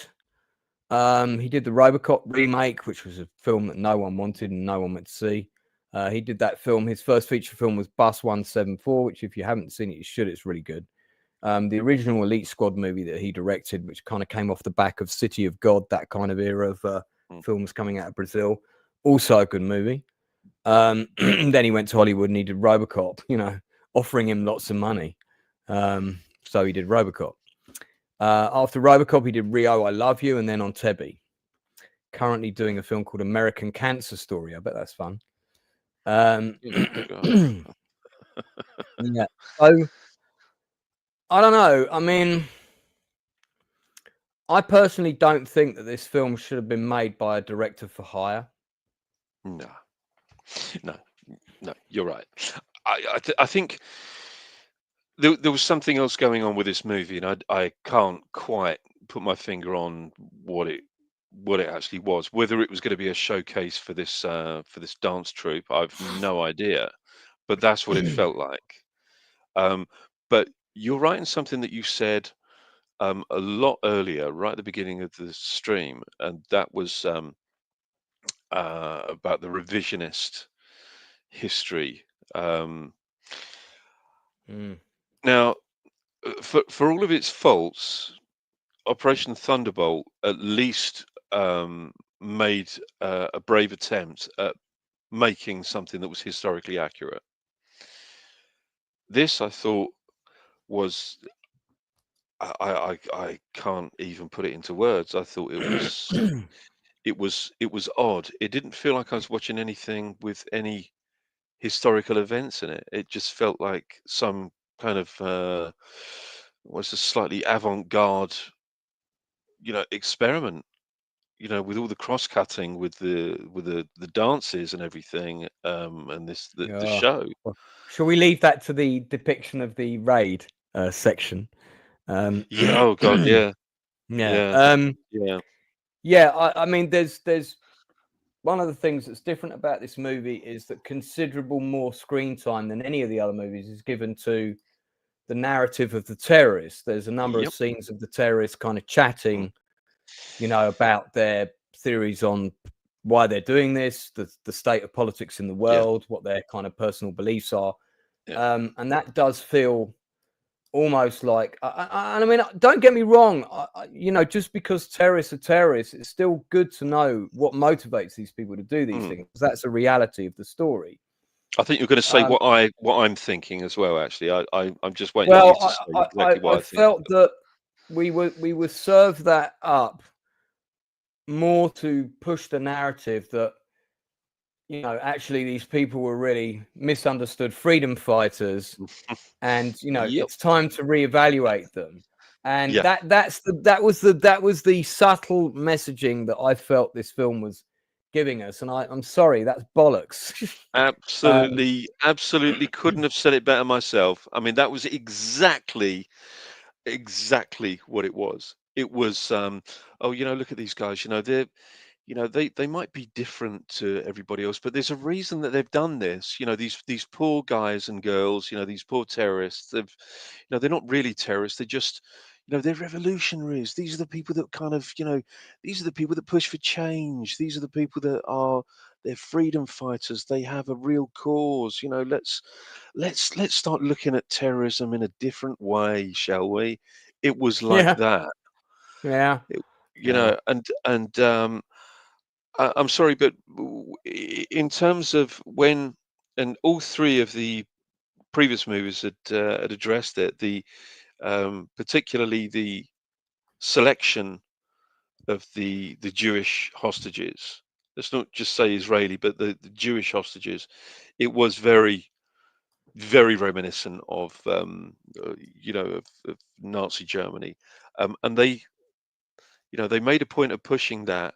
Talking about Nazism and fascism and all that kind of stuff in here, and one of them didn't want to do this because it makes me look like a Nazi, and I'm not a Nazi. This isn't what I'm about. And I thought, Yeah. oh, you poor thing. You've just hijacked all these people and are threatening to murder them. Yeah.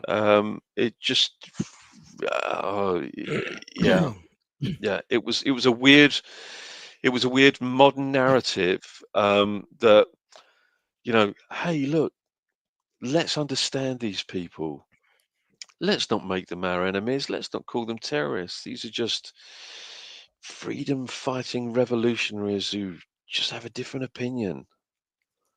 Yeah, and I mean, but the whereas the brutal reality is that they hijacked a civilian aircraft full of men, women, and children who were completely innocent of any crime. A number of which were killed as a result. Yeah. Fortunately, all of the terrorists were killed in the raid. Yeah. Before I get onto the casting, the other thing about the historical accuracy is just to go back to defend Saul David's book, and I'm sure he probably wasn't very happy with the final film. I mean, I don't know. Incidentally, I'll put that on the table. I don't know what he thought about it. I wouldn't have been happy with it. But his book is a very sort of nuts and bolts. Here are all the facts that have come to light. Yeah.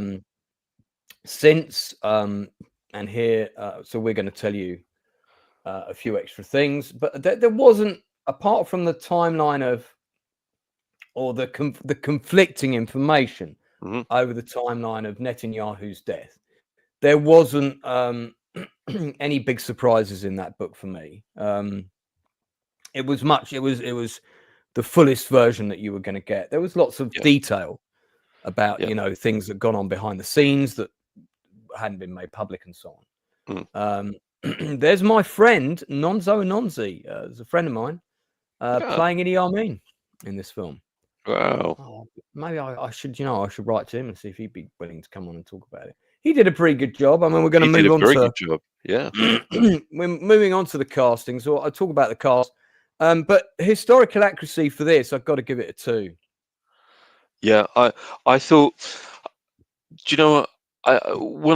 When I watched it, I thought, hang on a minute, they've pretty much cherry picked almost entire lines of dialogue out of the other movies, particularly from Raid. Situations, very specific situations and lines were taken. Maybe those were accurate lines of dialogue that were spoken. I can't really say, but it just felt like they'd lifted stuff from each of the 3 previous movies and thought, if we rejig a few little bits and pieces, we can say that it's based on this book, to give it some kind of gravitas. But you're right. There was nothing that it told me that I didn't already know.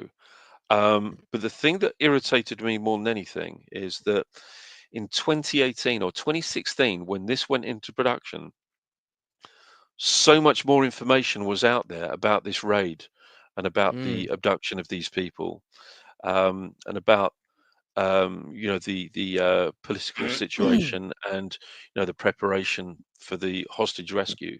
So much more information was out there than had been given to the previous 3 movies that they had access to, and they didn't use it. Shame on them. Shame on them. I also thought they took considering it was a modern film, and the world was their oyster, so to speak. I thought they took the coward's way out by not showing the murder of Dora Bloch. Yeah.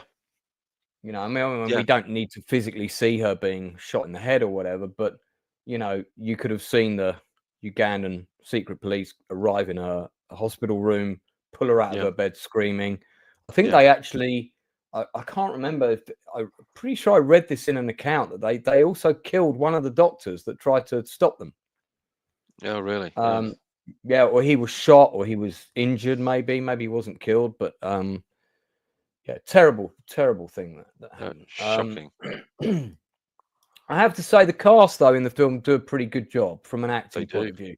Bearing in do. mind, I don't think it's the best script, but Daniel Bruhl is great. Rosamund Pike is pretty convincing. She's my least favourite, though, of the other.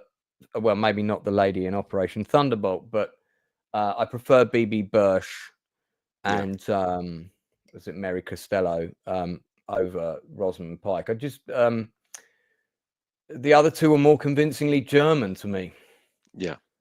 I find it hard to get away from Rosamund Pike as Miss Moneypenny, Yeah. But it was that I think one of the most ridiculous lines I think was on the plane. The Miss, your blouse is open. I thought, what the fuck was the point of putting that in? Why use a ridiculous line like that? No, is it to show one of the passengers as being, very, a very moralistic kind of person, or I mean, there was some really weird lines in this, and but you're right, an actor is only as good as the script that they're given, and they all do a very, very good job. They try to elevate what they've got. Yeah, And they're all, it's a good cast, and they do their best. yeah, So I think the casting is, bearing in mind we're not commenting about the script with the casting score. I think the casting is good. I give it 4 out of 5 for the casting. yeah, oh yeah, absolutely, absolutely. If I'm honest with you, I love this depiction of Idi Amin. I think he's Yeah, he's terrific. good. Yeah, Yeah. Nonzo is a first-class actor. Eddie Marsan is great as well Mm. in the movie. But I have to say that I didn't find the political scenes, which were all sort of in dark basement, smoky rooms, Yeah. with a lot of closed curtains and shit.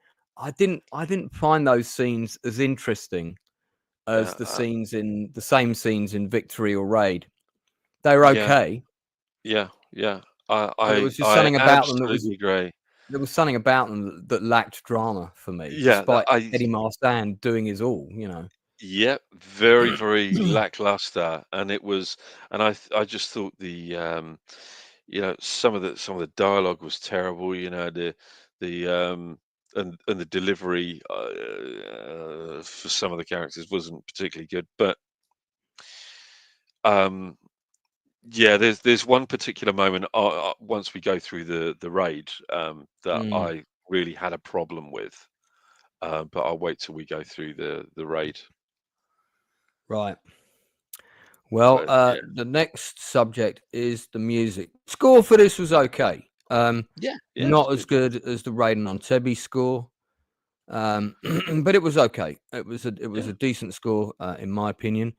The music was by Rodrigo Aramante, who's a Brazilian previous collaborator with the director, of course. So he'd worked on various other Brazilian films, worked in orchestra. He's a solo performer, and so on. But he'd not done much prior to this. His main credit was Narcos, the Netflix original series. Oh, right. Okay. Yeah, and I think that was probably the credit that got him Yeah. Yeah. this. Yeah. So yeah, it's an okay score. I haven't got anything else to say Yeah. about that, really. I kind of quite like Give it give it a the 3. traditional. Yeah. I like. Yeah. Actually, that's not a bad shout there. I mean, I would give it a 3. I actually do quite like that traditional Jewish song that they sing, but I didn't really like it in the context of when we had all the cross-cutting with the raid. I just thought it was so out of place.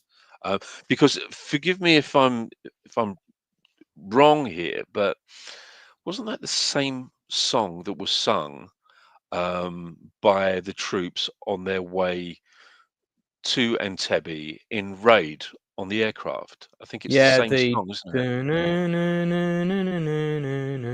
Yeah, that's it. Yeah, yeah, that one. yeah, Yeah. yeah, yeah. But Which becomes part of the score at the end, which I kind of really yeah, liked that yeah, moment. yeah.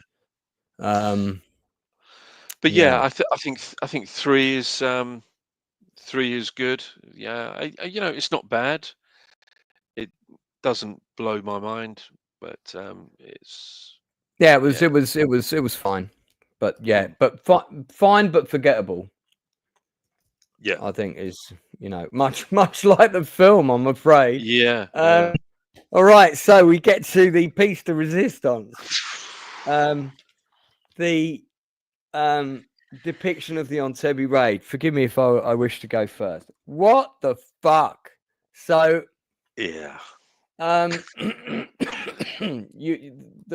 any film that covers events in Entebbe, you're basically waiting to see the raid, because you know the history of this is well known. So I'm going on IMDb now. I am a DB now to look at the reviews here, right? And for those people that haven't seen it, what should be the tense action sequence in the film, and they've got the budget to do it properly. They're filming on location in Malta, etc., is intercut with a scene of a traditional dance company performing this, whatever it is, this dance, and it's supposed to, it's symbolic. It's supposed to represent, yeah. The things that are going on in Entebbe through the medium of interpretive dance. Now, forgive me, but who sat round in a fucking boardroom or in an edit suite and said, "Hey, let's do this. It's a good idea." It fucking kills the entire raid sequence. It's nonsense. And no one wants to see the action scene that you've been waiting a whole movie to watch intercut with scenes of interpretive dance. I'm sorry. So the first review here on IMDb, funnily enough, which gives it a respectable 7 out of 10. The title is "Everything But the Dancing." So you can get, there's another one here. Why the dance? Decent movie that is distracting with dance sequences. 1 out of 10. The dance sequence ruined it. How do you mess up a story this good? Another review. Unnecessary dance. 1 out of 10. Action mixed with interpretive dance scenes equals fail. And I think that says a lot about we're not the only good story ruined by interpretive dance. Who is the idiot who thought interpretive dance was a good idea? The climactic of the incredible raid on Entebbe was hijacked by the inclusion of a dance routine, whilst perhaps interesting in a dance festival that took the air out of what could have been an exciting film. The actual raid was a mishmash of random shooting, dancing, more dancing. Yeah, I have to say it's the worst depiction of the raid of all 4 films. Yeah, yeah. I mean, it's shockingly bad. It's shockingly bad. I mean, in the film, now this group of men, right, whose identity, much like many of the special forces, was secret for some years, right? Yeah. So their families didn't know until they actually left the unit. The families weren't aware of who they were and what they were. They knew that they were members of the military, but they didn't know that they were members of the unit. Now, this one character, his girlfriend is a dancer, and of course, she knows what what his job is. And there's a terrible, terrible line, really appalling line, where he says something like, I've got to do my job, because I fight for freedom. And It she might be says, the line here that you're talking about. I fight so you can dance. "Oh That yeah," and was then one of the lines. he says something like, you know, I'm fighting for freedom, and so I've got to go. And she says, "Well, I've got to." She says, "Well, if you've got to go, then you're never free." I thought, what? What? Yeah, it's What the terrible fuck? dialogue. And she knows all about his secretive work with the unit, what? And she doesn't seem to, she's a fucking dancer, right? And that's not denigrating the work of many talented dancers, but she's a fucking dancer.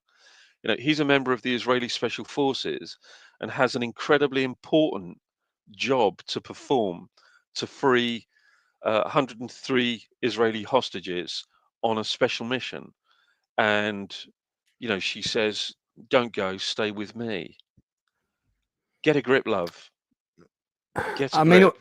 I think also in terms of stakes, and Raid on Entebbe is particularly good at realizing this for the audience. Yeah, If this raid had failed and all the hostages had died, or most of them had died, yeah, most of the commandos had died, because the Ugandans could have been just waiting there for them, rifles at the yeah, ready. I mean, yeah, you would have seen the downfall of the current Israeli government. They would not have yeah, survived it, and it would have been an embarrassing failure on an international stage and yeah, another win for the terrorists.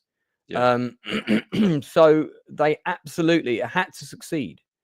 And I just think all this stuff with this dance, ballet with bullets, another one. yeah, The dance ruined it. I mean, there's been several with that title. yeah, Hijack this. You can guess what that's referring to. You had to yeah, work hard to make a film this bad. yeah, I mean, 7 days felt more like 7 years. The most boring movie I ever sat through.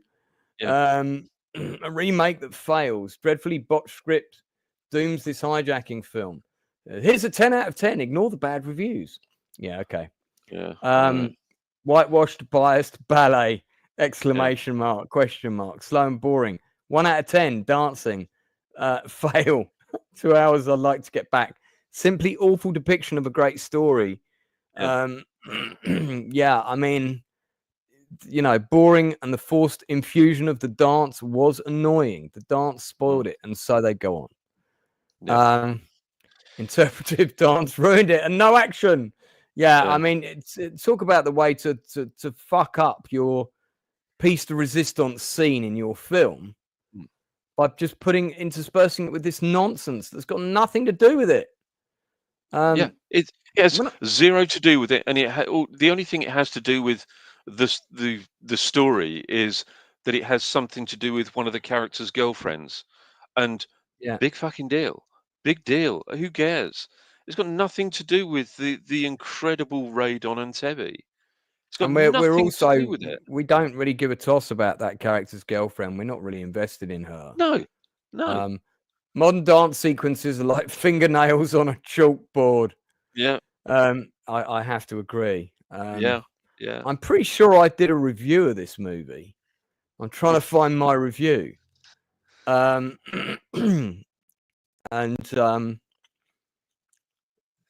a good story completely ruined by the editing and the inclusion of utter garbage dance scenes. Yeah, that's not my Mm, review. But yes, I mean, overall on this movie, I won't give it a 1 out of 5 because it had some. It had a good cast and they did their best. The production design was pretty good. yeah, Although I didn't really feel we were in Africa.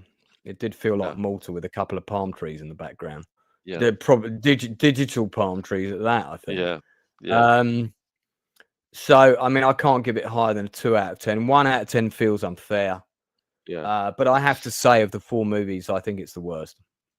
yeah. I mean, it was there was even the lack of the event and all of the dance. Even without that, I thought it was it was somewhat preachy. It was, a little bit of messaging going on there. And there was one line that was the last line of the movie where one of the characters says, "Well done, Prime Minister.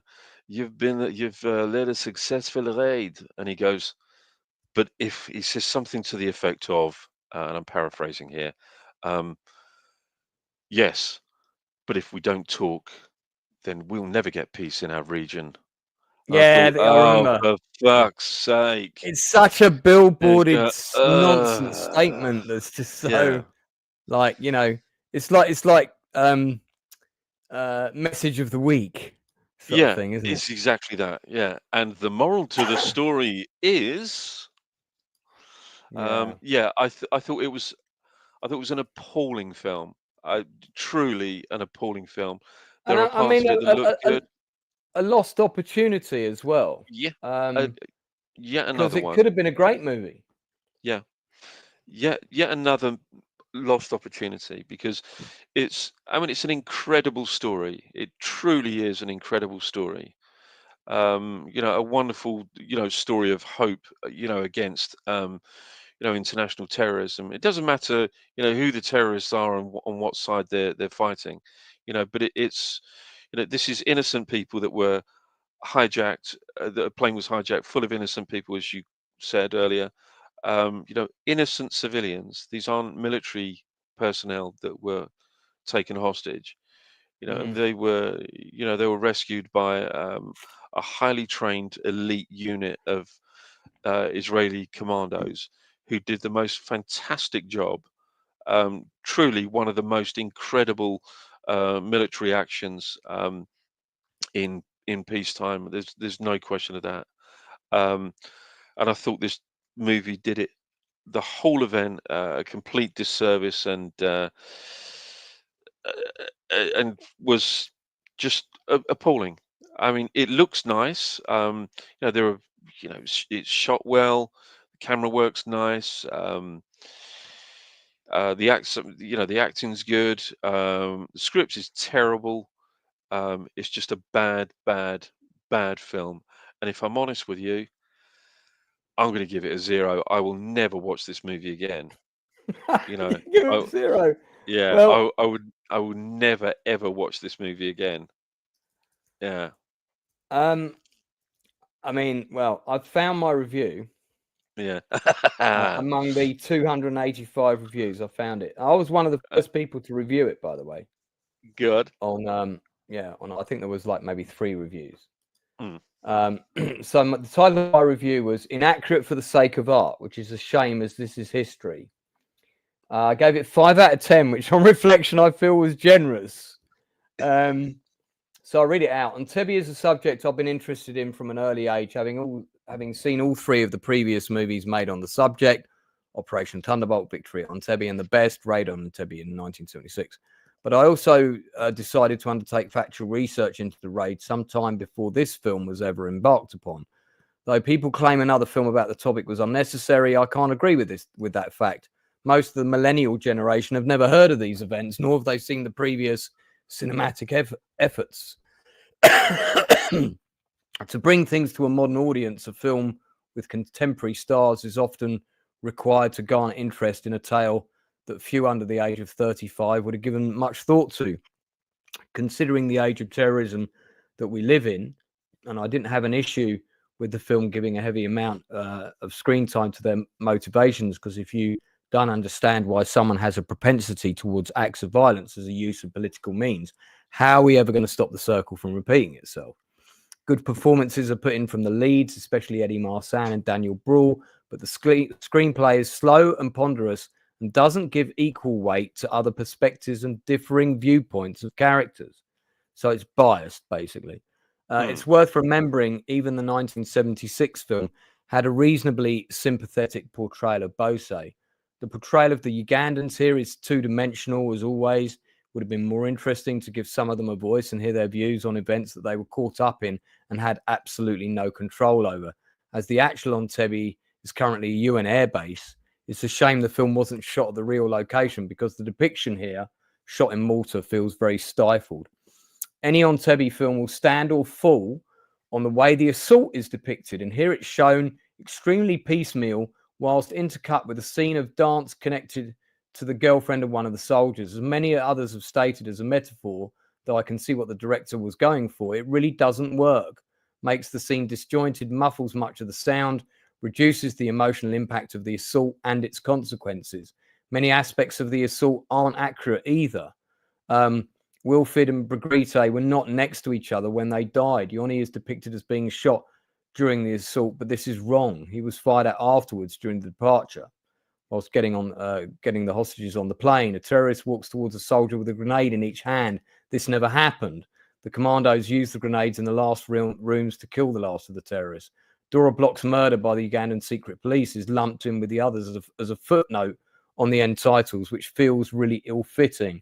The shooting of the 3 Israeli hostages accidentally during the raid goes almost entirely undepicted. To have such things omitted and give screen time to no endless dance sequences just feels wrong. As others have said, there's no mention of the award given to the French captain nor his crew. One cannot help feel that the sole purpose of this film was to give a voice to the Palestinian cause, and while it's fine to show differing viewpoints, it's not right to give so much screen time to one thing and so little screen time, or indeed none at all, to other things of consequence. A missed opportunity, and it has to be said, the 1976 film is superior in every way. Absolutely spot on. Yeah, that was my review of it. Yeah, well done. Yeah, it's a good review. It's a very, very good review. So, as you may have picked up, myself and the Inside Man are not the biggest fans of 7 Days in Entebbe, or Entebbe as it was known in some cinematic territories, or as shit as it was known in some other territories. So, a missed opportunity, some extremely talented people involved, but, what the fuck were they thinking? No one cares about the Bathsheba Dance Company, man. Do a film about them. I'm sure they're great. Do a documentary about them. But, this is a film about high stakes hostage negotiation. It's not a film about a dance company. For Christ's sake, don't let this same screenwriter, write anything about 9/11. God help us. Can you imagine it? So, all right, that brings us to the end with 7 Days on Entebbe scoring the lowest, Operation Thunderbolt scoring next lowest, victory at Entebbe in second place, and raid on Entebbe in first place. And you rewatched it for this episode. How did you feel Raid on Entebbe stands up today? I thought it stood up really well, actually. I was equally as gripped watching it this time as I was, the previous time and the first time I saw it. I really loved it. I really, really enjoyed it. I thought it was really quite thrilling. Yeah, I've owned the film in my collection. I recorded it off the telly, I think, when it was on the second time. Ended up with a VHS of it at some point. I've now got a DVD. It's not available on Blu-ray. But I think it stands up really well. It's a really good, very straightforward depiction of the events. It feels quite cinematically, cinematic. It's got one of the best casts. And if you're only going to watch one film about the raid on Entebbe, watch that one. Yeah. Which is called The Raid on Entebbe. So, that's easy to remember, isn't it? Yeah. I mean, and as Inside Man said, if you put the politics aside for 1 minute, however you might feel about Israel, and of course, very contentious subject at the moment with everything that's gone on in Gaza and the Middle East and so on.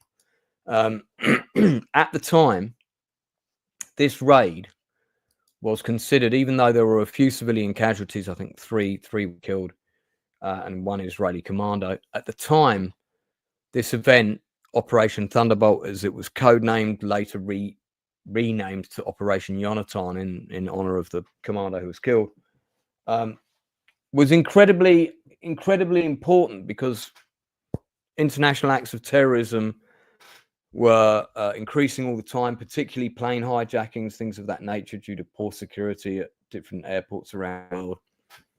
And this was the first time that a country turned around and said no, and they were ready. And one of the reasons they were ready was because I think this unit was put together very much off the back of what happened in Munich. Yeah.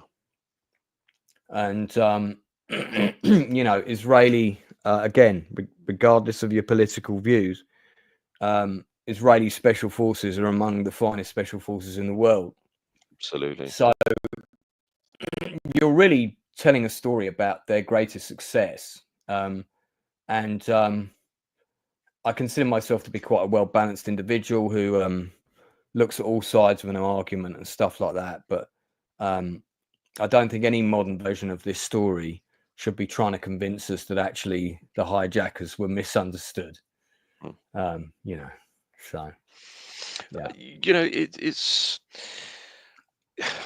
you know, a very emotive subject, you know, because of obviously it's an ongoing political situation. It doesn't seem to have had any progress, you know, since 72, since the you know, the Munich situation. But can you imagine if the Germans had actually granted the Israelis permission to perform their operation that they were trained to do at Munich? You know, but they denied them. They denied them that. That wouldn't have ended up the way it did. You know. Certainly some of the hostages would have survived. Maybe not all of them, but certainly some of them. Yeah. So I think in the depiction of the first Munich movie, when we talked about them the other week, the British actor Anthony, I forget his name, he's like the Israeli Mossad guy that's in Munich, and he's saying, you know, the time to take the terrorists is in the tunnel when they're getting on the bus. At least some of the hostages will survive. Yeah.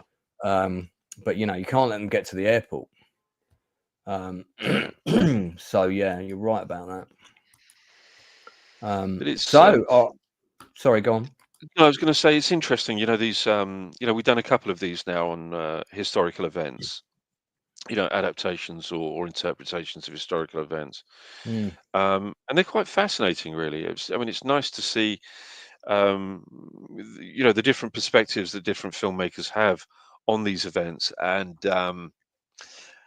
I think the weird thing is, I think the only one of these movies that's actually going to date is going to be 7 Days in Entebbe, because it looks like a product of now. The others obviously are a product of their day because they were made at the time of, you know, pretty much, you know, just a few months after the raid or the rescue. But this is actually, this is not going to look like, this isn't going to hold up as an historical adaptation or an historical interpretation of those events.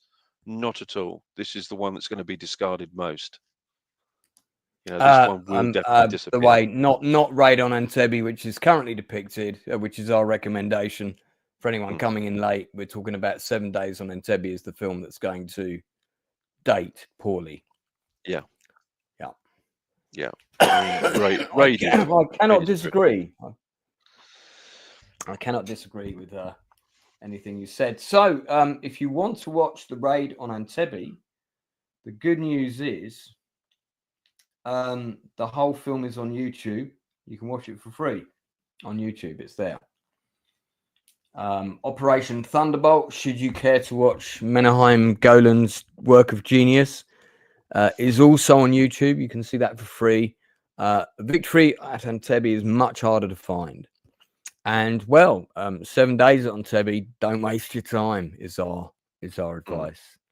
on that. Okay. Yeah.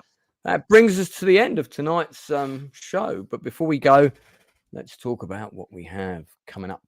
So I've got 2 industry interviews this week, one of which the Inside Man will be joining me on Wednesday with Wayne Byrne, who's a biographer of many kind of film and television stars and this kind of thing.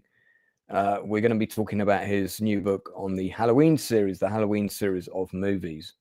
So he's coming on Wednesday at 8 o'clock. Inside Man will be my co-host for that. But before that, I have a last-minute addition.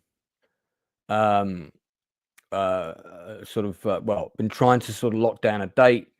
And the date was agreed 2 days ago, and that's going to be tomorrow at 8 o'clock. I'm doing an industry interview with DJ, music promoter and producer DJ Skull, who, by the way, is one of the nicest people I've met in the kind of music industry, and very grateful to him for coming on. He's part of the lineup for quite a few big events in London as well as internationally.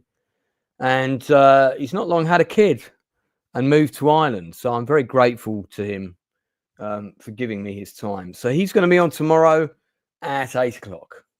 So do come and check that out. And I've got lots more of these to come. Inside Man, did you want to plug anything? No, really. To be honest with you, I'm with you on Tuesday for the Nielsen ratings, and I will. Oh yeah, we've got that on Tuesday at 10 o'clock, yeah, of course. I'll have a couple of quite obscure movies to talk about there. Really? What a surprise! I never would have guessed. But very much looking forward to the interview with Wayne Byrne. I mean, he's a cracking fella, and a very, very good author of some very, very good books. And of course he did the book on Tom DiCillo, who was one of your guests and one of your fantastic industry interviews. A really brilliant interview. So if you haven't checked that out yet, then please do go back on the Lance's industry interviews and check that one out. Very, very good interview. But yeah, he's an all-round nice guy, isn't he, Wayne Byrne?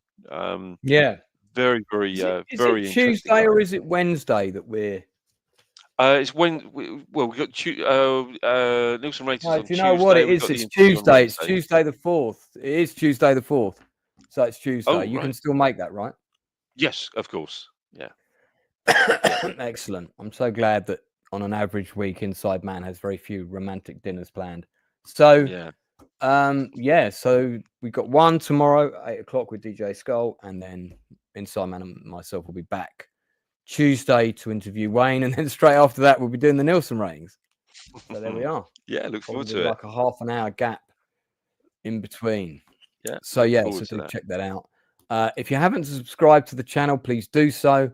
I'm aiming to hit 10,000 subs by the end of this year. That's an ambitious target.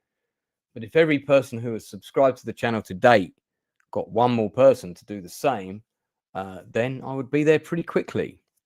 So spread the word, spread the love, because we do something that's quite unique here. Not only with the industry interviews, but I think the way we kind of explore the topics we discuss is I haven't seen anybody else that does it quite the same way. So I like to think we offer you something different is basically what I'm saying. Yeah. All right. Okay. So, I guess that's it from us. Inside Man has not confirmed. But yes. Yeah, that's it from me. And it's good night from him, and it's good night from him. Yeah, and it's good night from him. All right. So I'll be back. I'll be back tomorrow at 8 o'clock. Thanks for the support, people in the chat. We love you loads, and we'll see you again soon. Shalom.